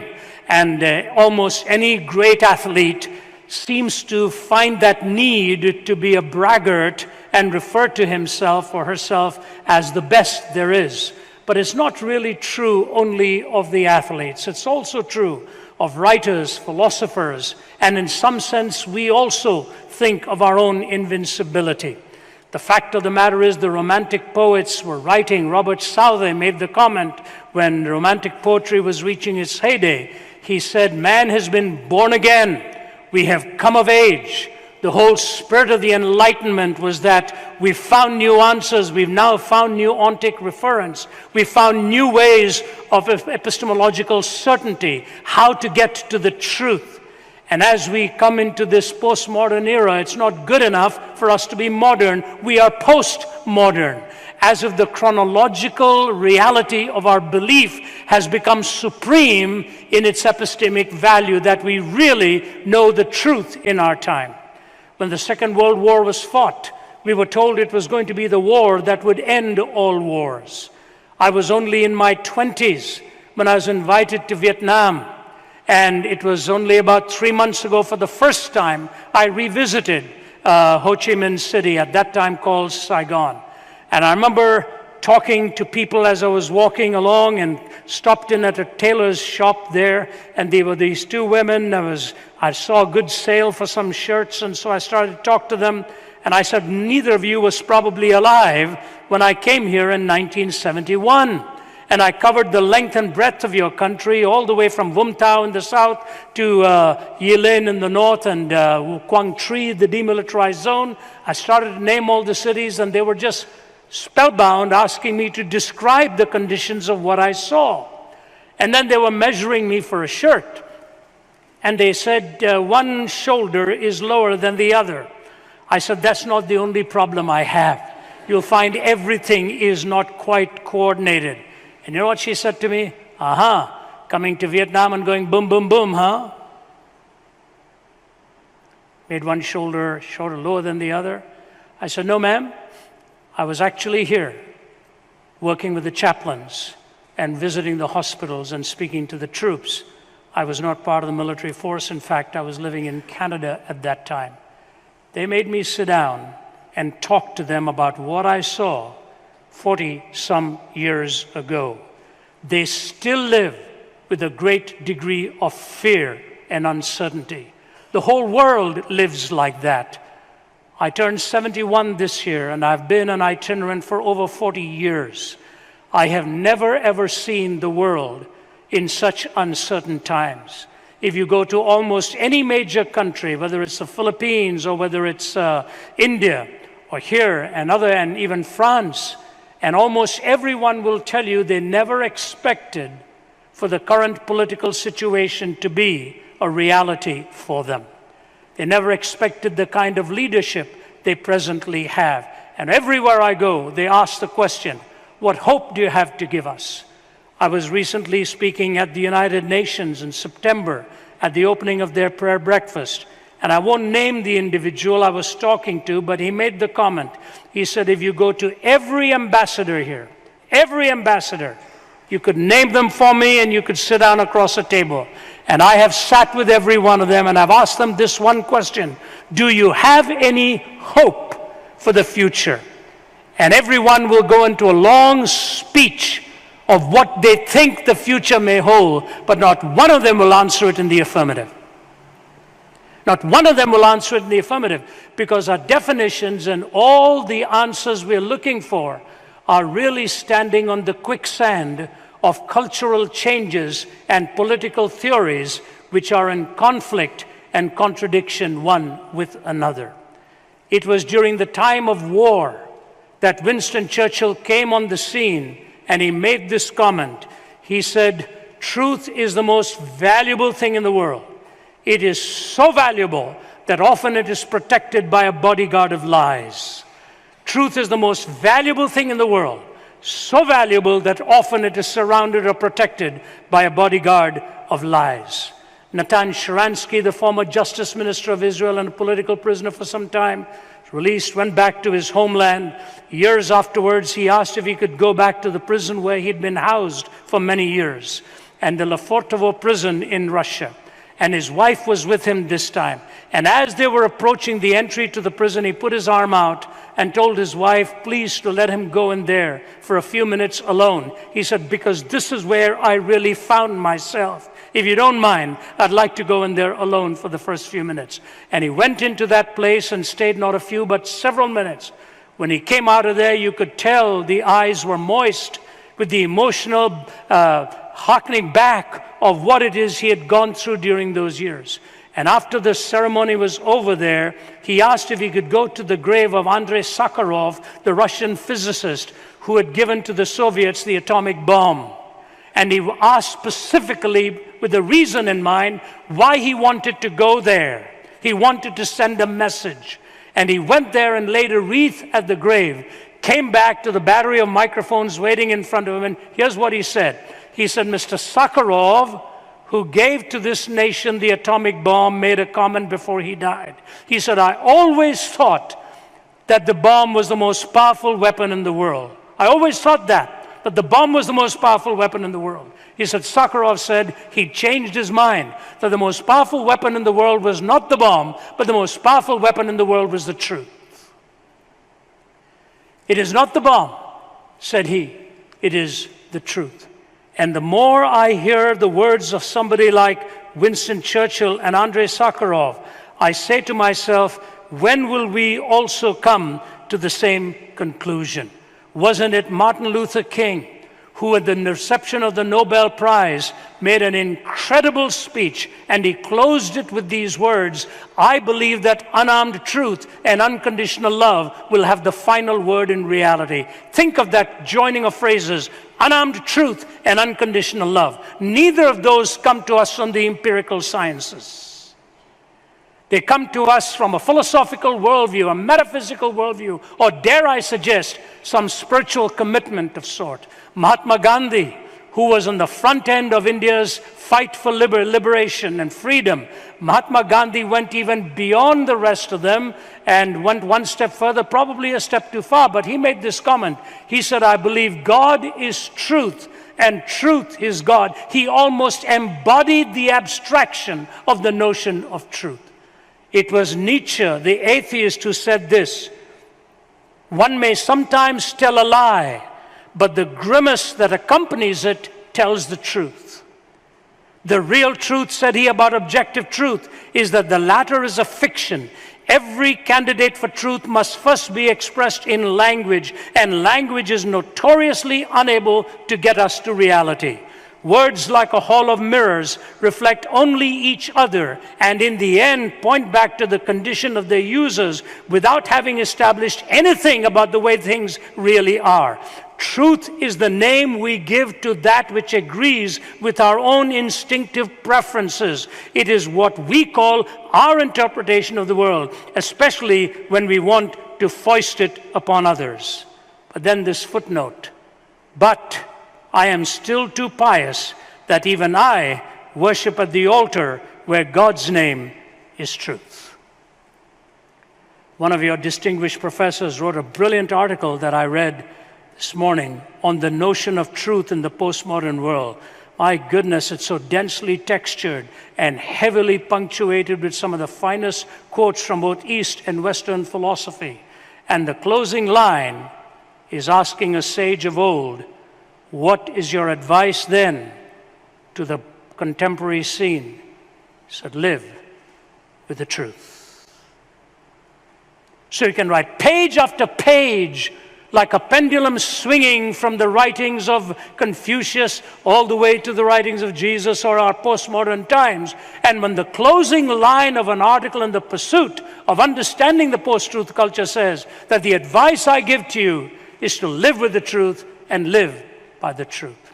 I have a very dear friend who sadly was charged with something that till this day he swears he never ever did. In fact, the charges were so ludicrous that he hired a sort of a low-paying attorney to defend him because the very accuser was so psychologically unstable. He was sure he'd be walking out of that courtroom at the end of the trial. Instead, he was handcuffed and had only time enough to look at his wife and say, I love you. And he was given a 35-year sentence. A few weeks later, I went to visit him in prison. And my whole body was sort of quivering when they put me in alone into a long corridor. One door shut behind me, another door shut behind me, huge iron doors slamming behind you. You're all alone in this corridor till you go up a set of stairs, and then there's a revolving gate, and there's a rather muscular-looking security person standing, asking you for your name, that you'd been cleared. And I went in, sat across the glass. Within a few weeks, he wasn't even a shadow of himself. He looked like a dehumanized person. I shed more tears, and his lips were quivering through it all. And all he could look at me and say, I swear to you, I never did what they're charging me with. I cannot believe they have put me here for 35 years. I spoke to the leading citizen of that state, and he said to me, he said, Ravi, I hate to tell you this, but our laws are so antiquated and so old and so cruel, so harsh, that's the result we are now seeing in a case like this. He's desperately trying to get an appeal only so that the truth can be presented at the trial. Now, you may come and say, as rightly you may say, how do you know he's telling the truth? But you'll just reinforce the point I'm making. The point I'm making is that the truth matters. The truth matters. If only in one life, at the age of 70, you're put away for 35 years, you've saved all your money for your life with your wife to travel through the world in your retiral years. And all your money is now going and try to prove that you're innocent of all of this. It tells you, if one issue in life tells you and me truth matters, how much more important it is that the truth matters for life itself. But I want to segue into the finer point of this talk, because I think the issue is not just truth. If you are honest with yourself, as I have been in my university days, and now, you see, I came to know Christ when I was 17 years old on a bed of suicide in Delhi. I'd never opened a Bible. I'd never thought of God. Yes, I attended all these religious festivals, but I went there because the food was free. That's why I went. They served you all these sweets and all this stuff. And yet I realized what it was that was the inner ache of my heart. The inner ache of my heart was to find meaning and purpose in life. Those are not just terms. I have recently become a grandfather for the 5th time. My daughter gave birth to her 4th baby 3 weeks premature, but this beautiful 6.5-pound little boy is now in our home as my wife is assisting them as they move back to their own. And you hold this tiny little bundle of 6.5 pounds in your hand. And when he opens his eyes and looks at you, and you marvel at a little life like that, and you ask yourself the question, what kind of a world is this little one going to grow up in? Does life have any purpose or meaning? And at the age of 17, when I turned my life over to Jesus Christ, I had only a faint idea of what it was I was doing. But now, after 4 decades of walking with him and following him, I'm so convinced of the meaning that he actually gives, which is what I want to unfold for you. But here's the connection. One of my great heroes was a man by the name of Malcolm Muggeridge, probably considered by many one, if not the greatest journalist of the 20th century. They generally toss it up between him and G.K. Chesterton. There were a lot of similarities in the change in their own life. I remember spending a few hours with Muggeridge a few months before he died at his home in England. It was an incredible afternoon, just with a lunch of bread and cheese, to talk to this man and listen to all of his peripatetic days of journalism and why he ultimately turned his life over to Christ as well. Once upon a time, living a blasphemous life. He made these 2 comments on truth that are so perceptive. Listen carefully. Truth is very beautiful. More so, I consider, than justice, today's pursuit, which easily puts on a false face. In the nearly 7 decades I have lived through, the world has overflowed with bloodshed and explosions, whose dust has never had time to settle before others have erupted, all in purportedly just causes. The quest for justice continues, and the weapons of hatred pile up. But truth was an early casualty, and the lies on behalf of which our wars have been fought and our peace treaties concluded, the lies of revolution and of counter-revolution, the lies of advertising, of news, of salesmanship, of politics, the lies of the priest in his pulpit, the professor at his podium, the journalist at his typewriter, the lies stuck like a fishbone in the throat of the microphone, the handheld lies of the prowling cameraman. Ignatius alone told me once how, when he was a member of the old Comintern, some stratagem was under discussion, and a delegate, a newcomer who has never attended before, made the extraordinary observation that if such and such a statement were to be issued and made, it wouldn't be true. Therefore, it ought not to be made. There was a moment of dazed, stunned silence.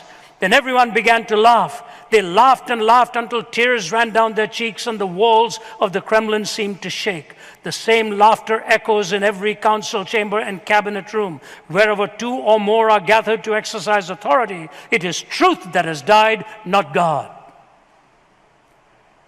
He said this in the 70s.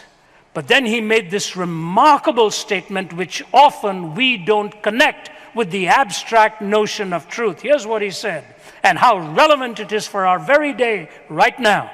In this Sargasso sea of fantasy and fraud, how can I or anyone else hope to swim unencumbered? How can I learn to see through and not with the eye? How take off my own motley and wash away the makeup? Raise the iron curtain and put out the studio lights? Silence the sound effects and put the cameras to sleep? Can I ever watch the sunrise on Sunset Boulevard and set over Forest Lawn?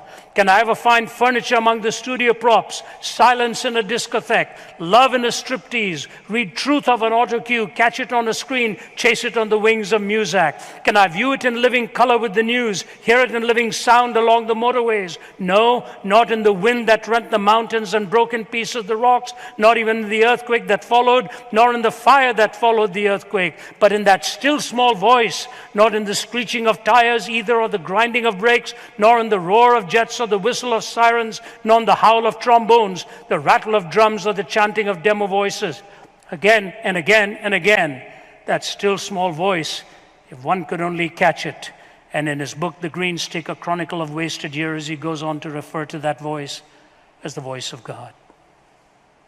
If you could only catch it. Not in the sound of trombones or the whirring of engines on the highways, not in a discotheque, not in the studio lights. Even as you and I sit here tonight, one of the great moguls of Hollywood is being shown for a life of repeated, constant debauchery. Really?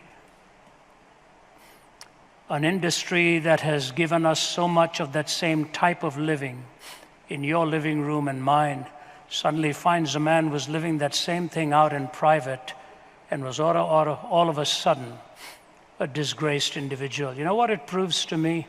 You could be living with the most beautiful people around you. You could be living with the wealthiest people around you. You could be living in a setting that the world envies and longs to be with, and your heart can still be empty as you desperately pursue sensual or other types of pleasure to find some self-authentication and some meaning.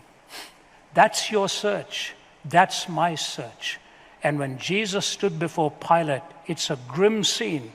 Pilate looks at him and says, "Are you the king?" Pilate says, "Are you asking this on your own, or has somebody else set you up for it?" Isn't it fascinating how Jesus always questions his questioners to open them up within their own assumptions? Are you asking this on your own, or has somebody else set you up to ask me? You know, the reason is because intent is prior to content. To give truth to somebody who loves it not, says George MacDonald, is to only give them more multiplied reasons for misinterpretation. You give truth to somebody who doesn't love it, all you're giving them is more ammunition to misinterpret what it is that you've actually said. And then finally, Jesus said, "My kingdom is not of this world, Pilate. If it were, my soldiers would have fought to defend me and protect me, keep me from this arrest." Pilate says, "You are a king then?" Jesus said, "Yes. For this cause did I come into the world, to testify to the truth, and they that are on the side of truth listen to me." Pilate asked the most important question of his life, but did not wait for the answer. He said, "What is truth?" and turned around and walked away. Don't make that mistake. Don't make that mistake. If you really pursue the truth, find out what the truth says, where it is leading you, and be willing to go in that direction. I want to give you about a handful of snippets on this. What is it that really brings truth for you, brings meaning for you and me? What is the meaning we really look for? We can talk about it as purpose, significance. As I unpackaged this years ago in my book, Recapture the Wonder, I looked at 4 components that everyone who talked about meaning would bring in one way or the other. And these are the 4. A sense of wonder or a sense of awe. We always look for that. When you walk out and look at that starry sky, you look at it, it is what Immanuel Kant said, talked about that the 2 wonderful things, the starry hosts above and the moral law within. But this spectacular view that you can see in a night sky. I remember one of the astronauts with NASA, who was a pilot on one of the missions into space. He and 2 of his colleagues left Houston and came to visit our office because he'd been listening to one of my CDs while he was in space, on the CD entitled, "Who is God?" And he said, every time I looked at my window and looked at that blue little speck we call our home, Earth, I was stricken with awe and wonder on what a minute part of this vast universe it is, but how spectacular it really is. He came to present us with a picture that he'd taken from there, along with that CD, and framed it. I have a very treasured place for it. I have covered the globe for 4 decades. I've seen some of the most beautiful sights. Whether you see the Taj Mahal, or you stand at Cape Point in South Africa, or you see some of the beautiful creations of the works of art in walking through museums, and you say to yourself, wouldn't it be wonderful if we could find a state of mind which existed with perpetual novelty? Wouldn't it be wonderful if we had a state of mind which could exist with perpetual novelty, that awe? You tell a story to a child and they are waiting for the story to bring that punchline to it, listening in awe. But wonder is fascinating and fantastic.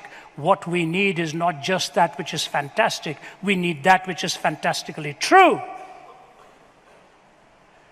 We need that which is fantastically true. And so you move through life, you look at that 3rd component, which is love, and the celebration of a commitment between 2 lives. My father-in-law was a chemical engineer in Toronto, Canada. My wife and I have celebrated 45 years of married life. My wife, Margie, hails from Toronto, Canada. Just last week I was in Toronto and we were driving on University Avenue, and I turned and pointed to my friends and said, that's the office where I went to see my father-in-law-to-be to ask permission for marrying his daughter. I said, it's as vivid in my memory as it is now. I walked outside that building for about half an hour getting all the courage to see if I could go up and what this engineer would quiz me with. He passed away at age 85. And as he was dying, for several days he hadn't spoken. 3 of his 4 daughters and his wife were standing around his bed. He fought that diagnosis of a tumor. He didn't want to go that soon and that suddenly. From diagnosis to death, it was about 4 months. And I was on my way to get to Toronto, never made it. I'd seen him a few days before that, but he'd lost the capacity to speak by then. Just before he died, he spoke again. And he looked up into the ceiling and he just uttered these words, amazing, simply amazing. And then he looked at his wife of 60-some years and said, Jean, I love you. And he was gone. What a way to bid this world goodbye, to lift your heart towards the heavens and to turn your eyes towards the one you have honored and loved. That's the third component of meaning. Wonder, truth, love. Love. And finally, security. Wonder, truth, love, and security. To know that life doesn't end with your 70 years and 10. A couple of weeks ago, we buried our colleague Nabil Qureshi at the age of 34, dead of cancer. Boy, he fought it, all the way fought it. We traveled together, and yet, right in the end, all he could say was that he had that hope that didn't have to be ashamed, the hope that comes beyond the grave. And I want you to think of just one thing. If there is no life beyond the grave, not only are your goodbyes permanent, but hear me carefully now, where is the sense or the quest for justice? Isn't that the one ethic we still have with us? We look for justice. We look for justice. With no life beyond the grave, even justice becomes a mockery. Wonder, truth, love, and security. How do we live this out? I give you 4 thoughts. With eternity, morality, accountability, and charity. We don't just live for today, we live for the eternal perspective. We don't just think of right and wrong, left and right, we think of up and down. Morality is much more than just doing that which is right. See, Jesus Christ didn't come into this world to make bad people good. He came into this world to make dead people live. Eternity, morality, accountability, that I recognize my own frailty, I recognize my own weakness, I recognize my own need for the Savior. And charity. I live in a world of so many dissenting opinions. I have to learn to love my fellow human being, whether I agree with them or not. What brings meaning? Wonder, truth, love, and security. How do we live it out? Eternity, morality, accountability, charity, existence, essence, conscience, and beneficence. These are the teachings of Christ to your heart and mine.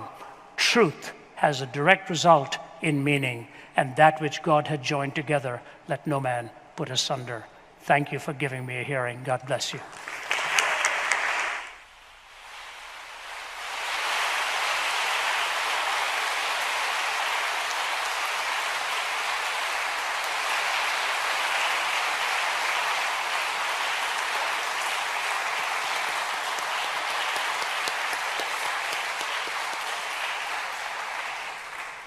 Thank you so much, Abdu and Ravi, for those compelling messages.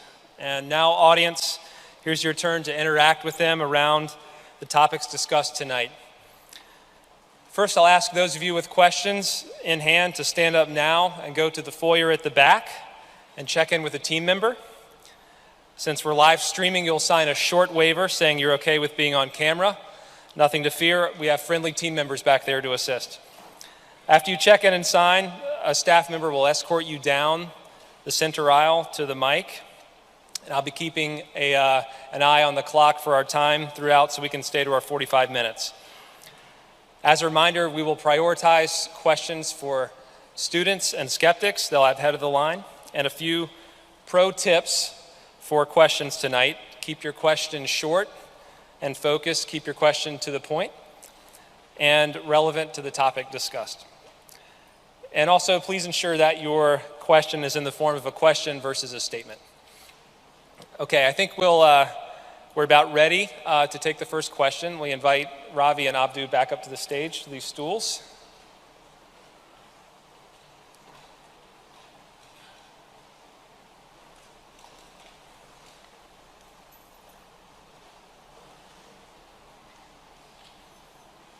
Okay, we'll begin. Thank you.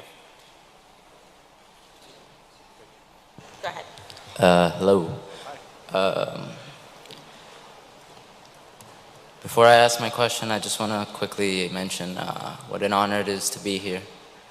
Dr. Zacharias, when I was 14, I first listened to one of your lectures at Princeton, and my life was never really the same again, because you pushed me into the field of philosophy, and you taught me not only to challenge myself, but to challenge those around me, and I've done that above and beyond.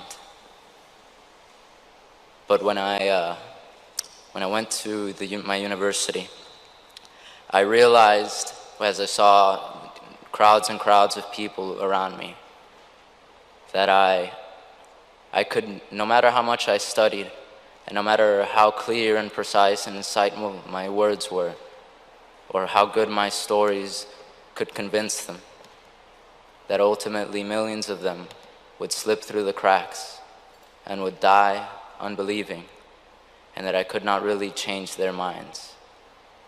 So my question is, if God is really, if the Bible is really the revealed word of God, and it has the power that you say it has, why is it that millions of people can read it and know it and still die unbelieving? Thank you. I'll take a few moments and take a few thoughts, and Abdu will add to it as we normally do, try to complement what the other person is saying. I appreciate what you're saying. I not only appreciate it, I think of it a lot, because the land in which I was born has over 1 billion people. When you arrive in some parts of the world, you see the masses and the crowds of them. And I remember once walking into a venue with my brother-in-law and seeing thousands engaged in what was completely irrational behavior. I'll leave the country and the setting unnamed. It was unthinkable to me that they were doing what they were doing. And I looked at my brother-in-law and said to him, where would you begin if you had to speak to an audience like this? I remember in my 20s when I was speaking in one city and in one country, again I won't name, I'd left my hotel room to go to have lunch. And there was a crowd gathering.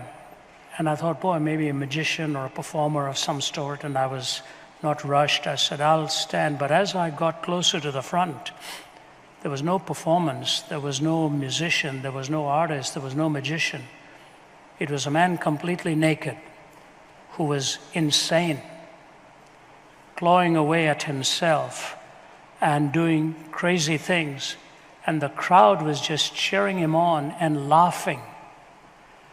I remember being so stunned by that. It's a true story, what I'm telling you. Not embellishing it, not making this up. I could give you the city and the day. And I thought to myself, who is really more insane here? The man who doesn't know he's lost his mind, and the crowd that thinks they have their mind and they're laughing at this person. Ought somebody not to have called a hospital ambulance or a police officer and take this pitiful human being away to help him and get clothed and try to give him some kind of shelter? The emotional response we have at the masses and their response may seem just that. It is not an emotional response. It also has to be weighed through intellectually, people believe many, many things. There are billions of people who today would believe in an autocratic government, a domineering government. There are people, we were in Iraq a few weeks ago, where we were having lunch with a man who was involved in killing people. And they told us of some ISIS people who had come into that hospital.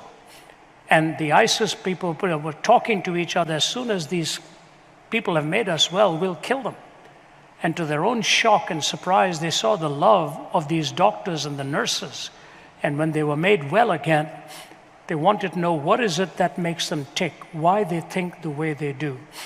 You and I will not be the ultimate judge over any human being. We leave that in the judgment of God, and the Bible says the judge of all the earth will do that which is right. But for me not to tell them of the gospel of Christ would be like me finding a cure for cancer and walking through the hospital ward and seeing so many dying of cancer and not telling them what the answer really is and what the cure really should be.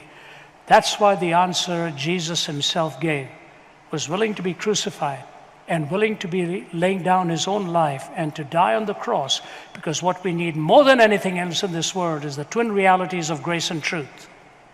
Grace and truth. And that's the gospel message we take to the world.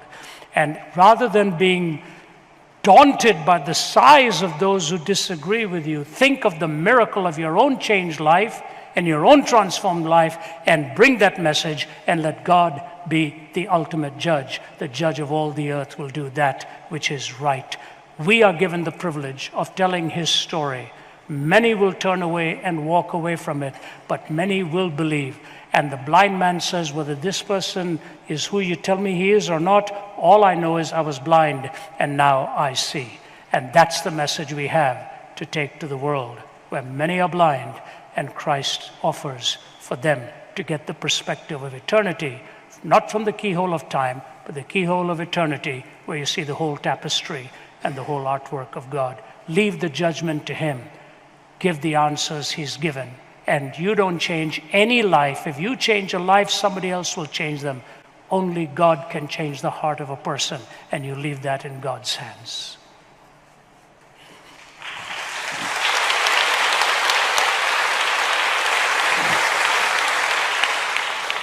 You know, just to add a couple of thoughts on the tail end of that, and I was one of those people, by the way.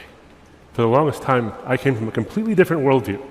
Yes, I was a theist. I actually believed that God existed, but I very much did not want the gospel message to be true for a long time. It took me 9 years from the time I first really began to look at what the Bible had to say about who Jesus was, and coming to look at all the evidence, scientific, existential, philosophical, theological, 9 years.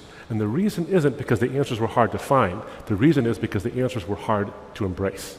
There's a consequence to belief.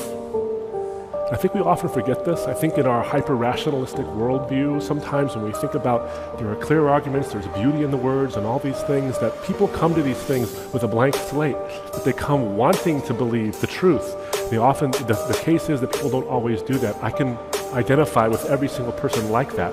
I can name off and rattle off not just religious people who have these issues, but even irreligious people who claim to say, oh, the evidence is what leads me away from God because there's no evidence in these kind of things. When you think about what Thomas Nagel wrote, and many of you maybe have read the words of Thomas Nagel, I think a very forthright and open and honest skeptic, professor of philosophy at New York University, he said, I want atheism to be true, and I'm made uneasy by the fact that some of the most intelligent and well-informed people I know are religious believers. It's not that I disbelieve in God and naturally hope that I'm right in my beliefs. It's that I hope there is no God. I don't want there to be a God. I don't want the universe to be like that. So when you look at that kind of desire, and you come to someone and you say, John 3:16, or the whole corpus of Scripture, whatever it might be, and you say, how come the beauty of these words doesn't overpower a desire like that? I think the answer lies in the fact that, you know, and I remember a song that was written by a very famous person who's passed away since, and he asked the question, how beautiful do the words have to be before they conquer every heart? And the answer is simply this: there are no words as beautiful as possible to overcome someone's free will. And God has given us, I think, the dignity of actual free will, to where the beauty of what he says is indeed beautiful. We might even recognize the beauty of it, as some who have rejected him have actually recognized but say, I don't want it because there's consequences. And they think only temporal consequences. The human heart is a very, very complicated thing. The human mind is a very complicated thing. What I find amazing about the Bible is that it doesn't say, if you say these words, they'll just believe, because it's so powerful. And then you're disappointed because the promise was broken. Jesus himself didn't convince everybody. So the Bible is very honest and very forthright about the way human beings work and the way the words of Scripture actually work. You can recall time after time, they question Jesus, he questions their intentions, they walk away. But a man walks up in Mark chapter 10, and a man walks up and says, what must I do to attain eternal life? Jesus starts to talk with him about the law. The man says, I've kept all these laws since my youth. I've kept every single one of them. And the Bible says, Jesus, this is the key part, this little tiny phrase no one remembers, but it says, Jesus, loving him, said, you lack one thing. Go and sell all you have and come follow me. He wasn't saying, give up all your possessions and, sort of live like a monastic life. What he was saying is, you, sir, you particularly, sir, need to give up all you have and follow me because you're not willing to go where the truth actually is because it might cost you something. And the man walked away sad because he was very rich, and Jesus led him. My point is this, is that there's nothing in the Scriptures that says that these words will simply bowl people over, even with eloquence and the passion that you have to offer it. Because God gives us the dignity of difference, the dignity of differing with even him. And there's that free will element to it. The power is there. I can attest to you that the very things that I once thought were silly about the gospel, I actually found to be so profound that I'm almost embarrassed that I found them silly before. Having done a long search and seeing that the consequences, whatever they might be, are worth following that truth. It was because people didn't despair, although it can be quite despairing, about the power of these words and the power of this truth, that they kept at it for 9 years, almost a decade. And I'm thanking God that they actually did persist, despite the fact that it didn't seem like the words were beautiful enough to convince. But they are there, and they actually do prick the heart, the conscience of someone who doesn't want to believe, whether it's from a religious worldview or a non-religious worldview. But all I would say is this, is that, as Ravi said, it's not us who does the convincing. It is the words, but also the power, I think, of the Spirit of God working in someone's life to point them to something that matters to them. I think part of the reason why we don't see conversion is because we say, this is the truth, you are just wrong about this is the truth, as opposed to saying, this is the truth, and it speaks to you specifically. When the Apostle Paul says, let your speech always be gracious as though seasoned with salt, so you may know how you ought to answer each person. He's not telling you to answer a question. He's saying you ought to answer each person because people need answers and questions don't. So I think sometimes we get a little too cerebral in our responses because we're answering questions, forgetting that there's a person behind the question itself. And how they react to that is up to them, and God gives them the dignity to reject or accept what he has to offer. So it's the power of the word, but it's also the reality of human will. And I'm a living testimony to the fact that sometimes there are loggerheads, and sometimes they get resolved. Great question, thank you.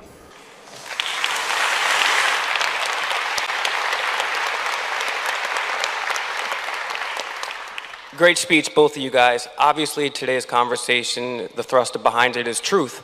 So how am I supposed to believe in the truth, the validity of Jesus in the Bible when we have no writings from Jesus himself? There's decades, if not up to 100-year period, where we have no writings from anybody else about Jesus when there were lesser supposed gods performing miracles, which they did write down.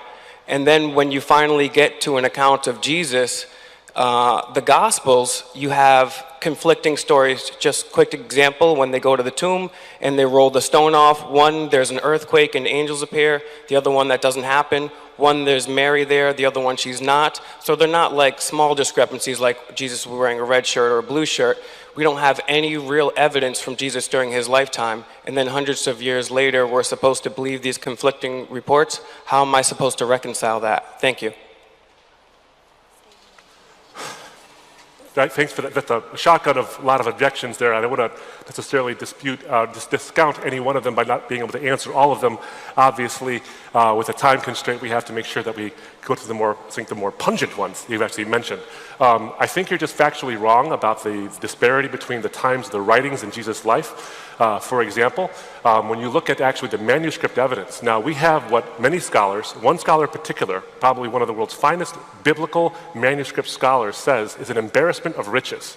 In fact, most people, Gospel of John, good example, Gospel of John is the last gospel written. No one disputes that.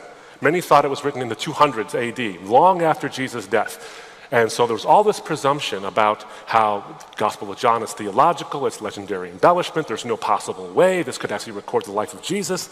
Obviously, it's just someone's theological reflection after the church gets established. But then they find this little postage stamp-sized fragment of the Gospel of John, chapter 18. In fact, the very verses Ravi quoted when he talks to Pilate and he says, whoever's on the side of truth listens to me, is on this little fragment. The fragment itself is dated between 90 AD and 125 or 150 AD. That's the fragment. And it's a copy of a copy of a copy. Now, of course, as you know, copies come after originals. That's kind of how it works. So if the fragment of the Gospel of John, the very last gospel written, is a copy of a copy of a copy, and that's written between 90 and 125 or maybe 150 AD, that means the originals are even earlier than John. Now, if John is the last gospel written, and Luke and Matthew are written prior to him, then that means that they are written prior to 90 AD or so. They draw, in fact, Acts is a book that's a sequel to Luke. So if you follow the sequence backwards, you have John, not written in the 200s, easily written within the first century. Then you have Luke and Acts is the sequel to Luke. What's interesting about Luke is you look at what Gospel Luke records. Amongst the manuscript evidence, there's great evidence for the early dating of Luke. But you look at what it records, and it actually follows in not the Gospel of Luke, sorry, the book of Acts, which Luke wrote. It records the life and times of essentially the apostles after Jesus' ascension. It focuses particularly on Paul. It talks about his shipwrecks, talks about his whippings, talks about his beatings, talks about his persecutions. You know what it leaves out? His death. Conspicuously absent is his death. We know when he died, AD 64. He was beheaded by the emperor. So what does that tell you about when Acts was written? If Luke left out the single most important event to culminate Paul's ministry, then we have to assume, at least it's reasonable to assume, that Luke was written before AD 64. Sorry, Acts was written before AD 64. If Acts was written before AD 64, and Acts is the sequel to Luke, that means Luke was probably written in the 50s. If Luke was written after Mark, that means Mark was written in the 50s or in the 40s. Jesus dies in 33. So it's definitely not hundreds of years later, not even close. We're finding earlier and earlier manuscripts. In fact, one scholar friend of mine said this about the accuracy of what the Bible actually records. He's a biblical scholar, a prestigious guy. He does a lot of writing, a lot of speaking. He says, you know what archaeologists do when they go to look in the ancient world, in the Middle East, to find out where thus and such or this thing is? The first book they look at is the Bible. Secular archaeologists look at it. So we have this, I think, an impressive corpus of material that's very early dated to the time of Jesus. And it's written, I think, by eyewitnesses. And there's great reasons to believe why either they are written by eyewitnesses or they contain the accounts of eyewitnesses. A great book you might be interested in reading, maybe you've already read it, but if you haven't, I would recommend it to your reading, is a book called Jesus and the Eyewitnesses by Richard Bauckham. Richard Bauckham has forgotten more about ancient history than any of us will ever learn. And he talks about the eyewitness account. Mark's gospel is actually the transcription of Peter's testimony, his firsthand account of what I saw. Gospel of John is rife with eyewitness accounts. And you'll go through and you'll see all these things. So you see these eyewitness accounts that are written by the people who were actually there. And then one of the things that I think is amazing, you know, I'm a trial lawyer, so evidence matters to me. I understand how evidence works. We have a thing called the hearsay rule. The hearsay rule says that out-of-court statements can't be admissible in court if they're being used to prove the truth of the matter asserted by the statement. That's a convoluted way to say we don't trust out-of-court statements that we can't cross-examine in court. There are a number of exceptions to the hearsay rule. Some say it's more whole than cheese, but the hearsay rule has exceptions. One of those exceptions is a statement against interest or an admission by an opponent. In other words, somebody who's on the other side of a case who says something that admits the weakness of his own case and the strength of yours.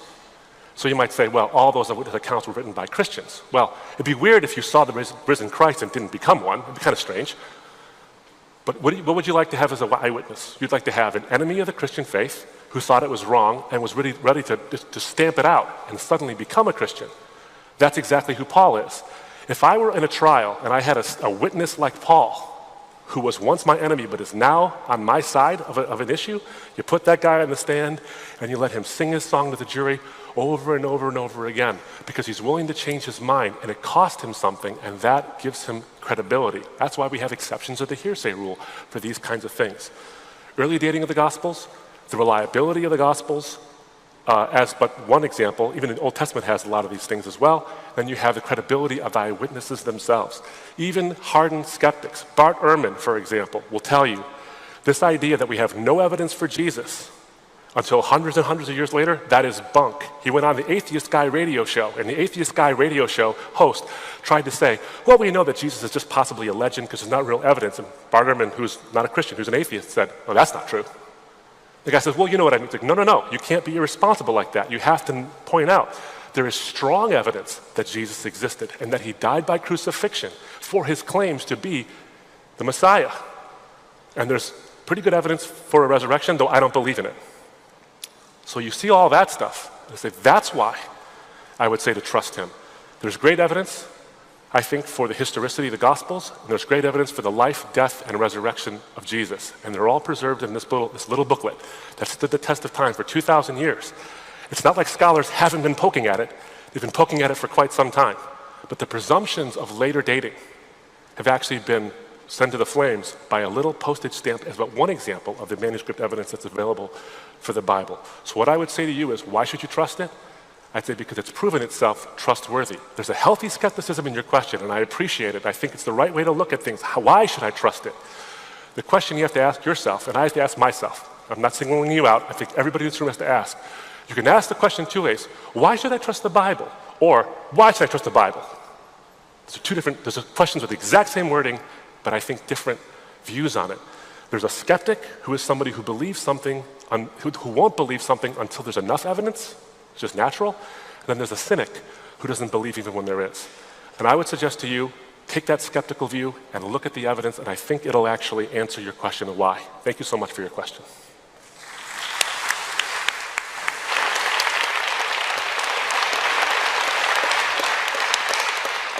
Hi again, thank you both for a very interesting and thought-provoking talk. It was a great pleasure. So this is another question from a skeptic. Even if we grant that we are living in a world where we lack a fixed anchor of truth, I think it's a whole nother matter, whole nother task to show that Christian faith is the exclusive means to that faith.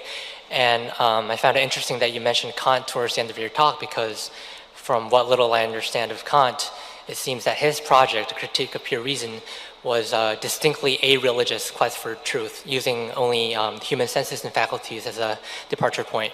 And I think it's safe to say that a fair number of people would agree that Kant did a fairly good job of establishing not only a comprehensive view, a comprehensive explanation of the universe, but also establishing an objective moral framework. And presumably, one could maybe think of other counterexamples as well, or at least we should have a very good reason at least for being so easily dismissive of those alternative possibilities. So in a nutshell, my question is, what entitles us to believe that Christian faith is the exclusive means to truth? It's a great question, and I think it would probably rank in the top 5 or 6 or 7 questions that you need to ask, and thank you for asking it. There are basically, contrary to what people might think, there are not that many, there's not an infinite number of answers to the question that you have raised. There's the Judeo-Christian worldview, there's the Islamic worldview, there are the pantheistic worldviews, Hinduism, Buddhism, Jainism, and many of the other isms that are takeoffs on that have a pantheistic backdrop to it, where every life is a rebirth and the karmic law is at work.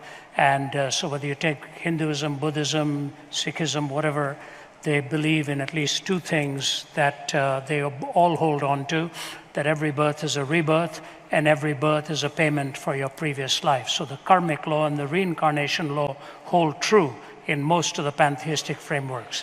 You've got two very contrary views in the monotheistic worldview, the Judeo-Christian worldview on one side of it and the Islamic worldview on the other.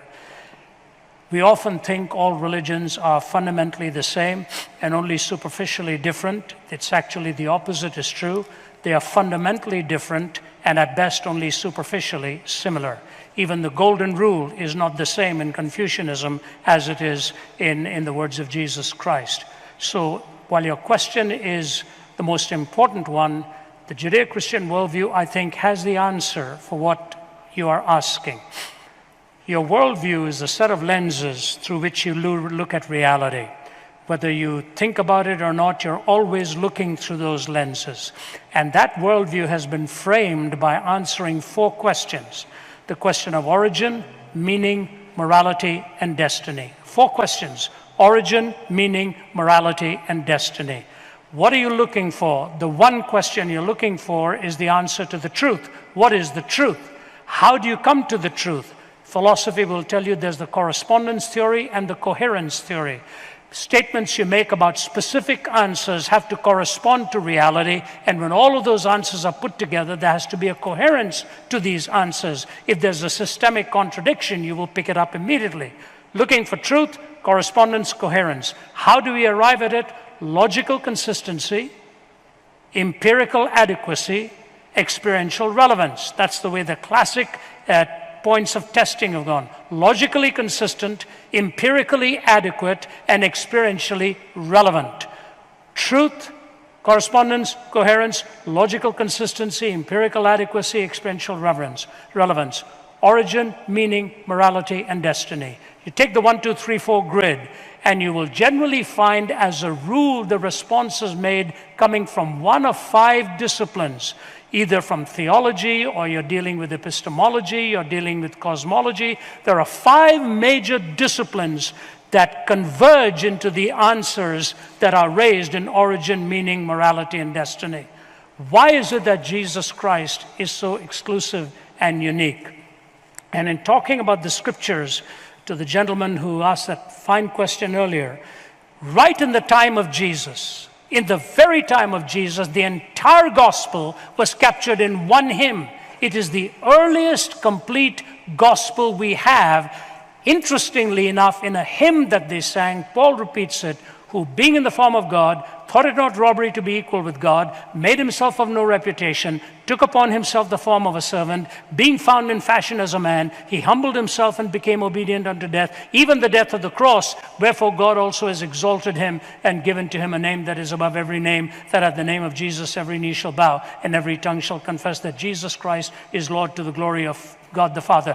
That was the earliest fragment they found. That's why the Bible talks about how they sang to each other in spiritual songs.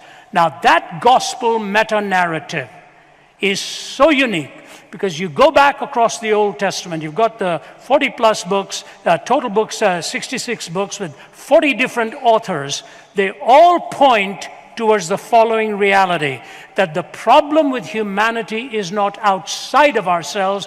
The problem with humanity is inside of ourselves. Your heart and my heart is desperately wicked. We don't like the word sin. And so when I'm interviewed, if you on a media, if you want to end the interview and they say, what's the problem then? And if you say sin, the interview is over.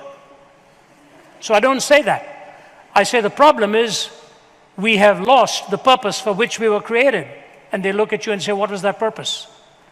And that's when you realize that the purpose that God has created for you and me is that relationship with Him, that communion with Him. And when He says the greatest commandment out of 613 laws given, when Jesus was asked what is the greatest commandment, He said that you shall love the Lord your God with all your heart and soul and all your mind and all your strength, and love your neighbor as yourself. On these 2 laws says hang all of the prophets and all the commandments. These 2 laws, to love God and love your fellow human being. You do not get that imperative and that intrinsic worth from any other worldview. That you are made imago Dei. You are made in the image of God. I have no way and justification by which I can violate you. So your intrinsic worth, your departure from purpose, what is the remedy? The remedy is when grace and truth I am a creature in need of forgiveness. You are a creature in need of forgiveness. And when Jesus looks at his murderers and says, Father, forgive them, for they do not know what they are doing, what you're really finding out is that the four absolutes we look for, evil, justice, love, and forgiveness, are answered in the life, death, crucifixion, and resurrection of Jesus Christ. So he diagnoses your malady, gives to you the way of the cure, builds into your life that proclivity for following him and embracing his truth, and enables you to love your neighbor as yourself, even in the disagreements with which we live. So I say to you, you ask any other worldview, or take even the American Declaration of Independence, that we hold these truths to be self-evident. What is that? Self-evident. And that we have been endowed by our Creator with inalienable rights for life, liberty, and the pursuit of happiness. Pantheism would never have said that. Naturalism would never have said that.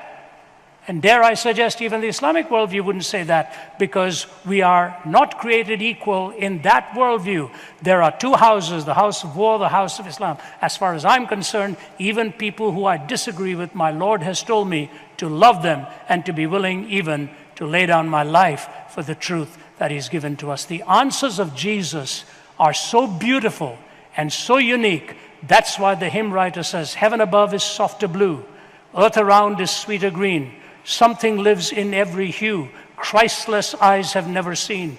Birds with gladder songs o'erflow, stars with deeper beauty shine. Since I know as now I know, I am his and he is mine.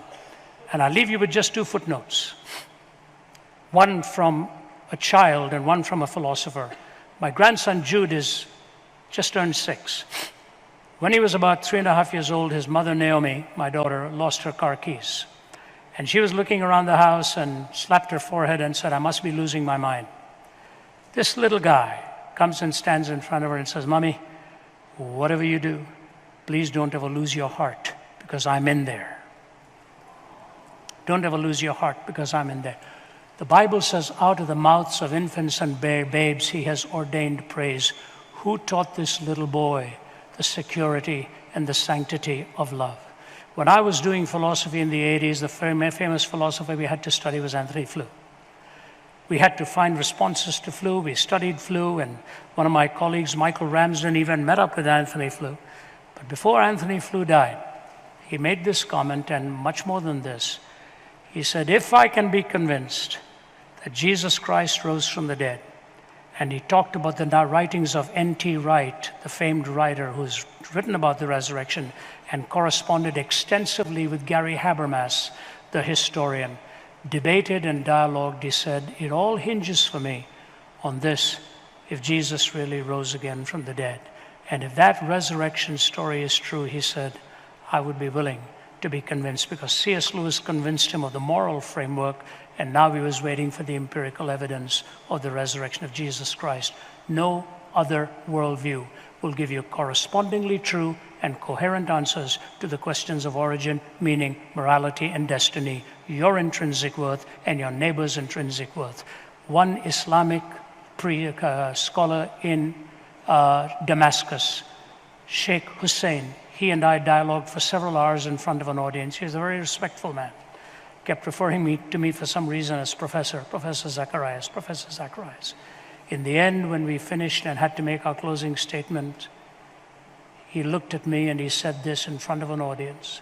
He said, Professor Zacharias, maybe it's about time for us in the Islamic worldview. This is a Shiite cleric, the leading Shiite cleric in Syria. He said, Professor Zacharias, maybe it's about time for us in the Islamic world to stop asking if Jesus died on the cross and to ask why. I said, Sheikh Hussein, do I have your permission to quote you on that? He said, yes, you do. I said, thank you. The birth, life, death, and resurrection of Jesus, prophesied, predicted, exactly fulfilled. He gives you answers that no other worldview does. That's why it's fundamentally different and at best only superficially similar. I urge you to take the Gospel of John and read it, and you will see the answers to that. Thank you so much.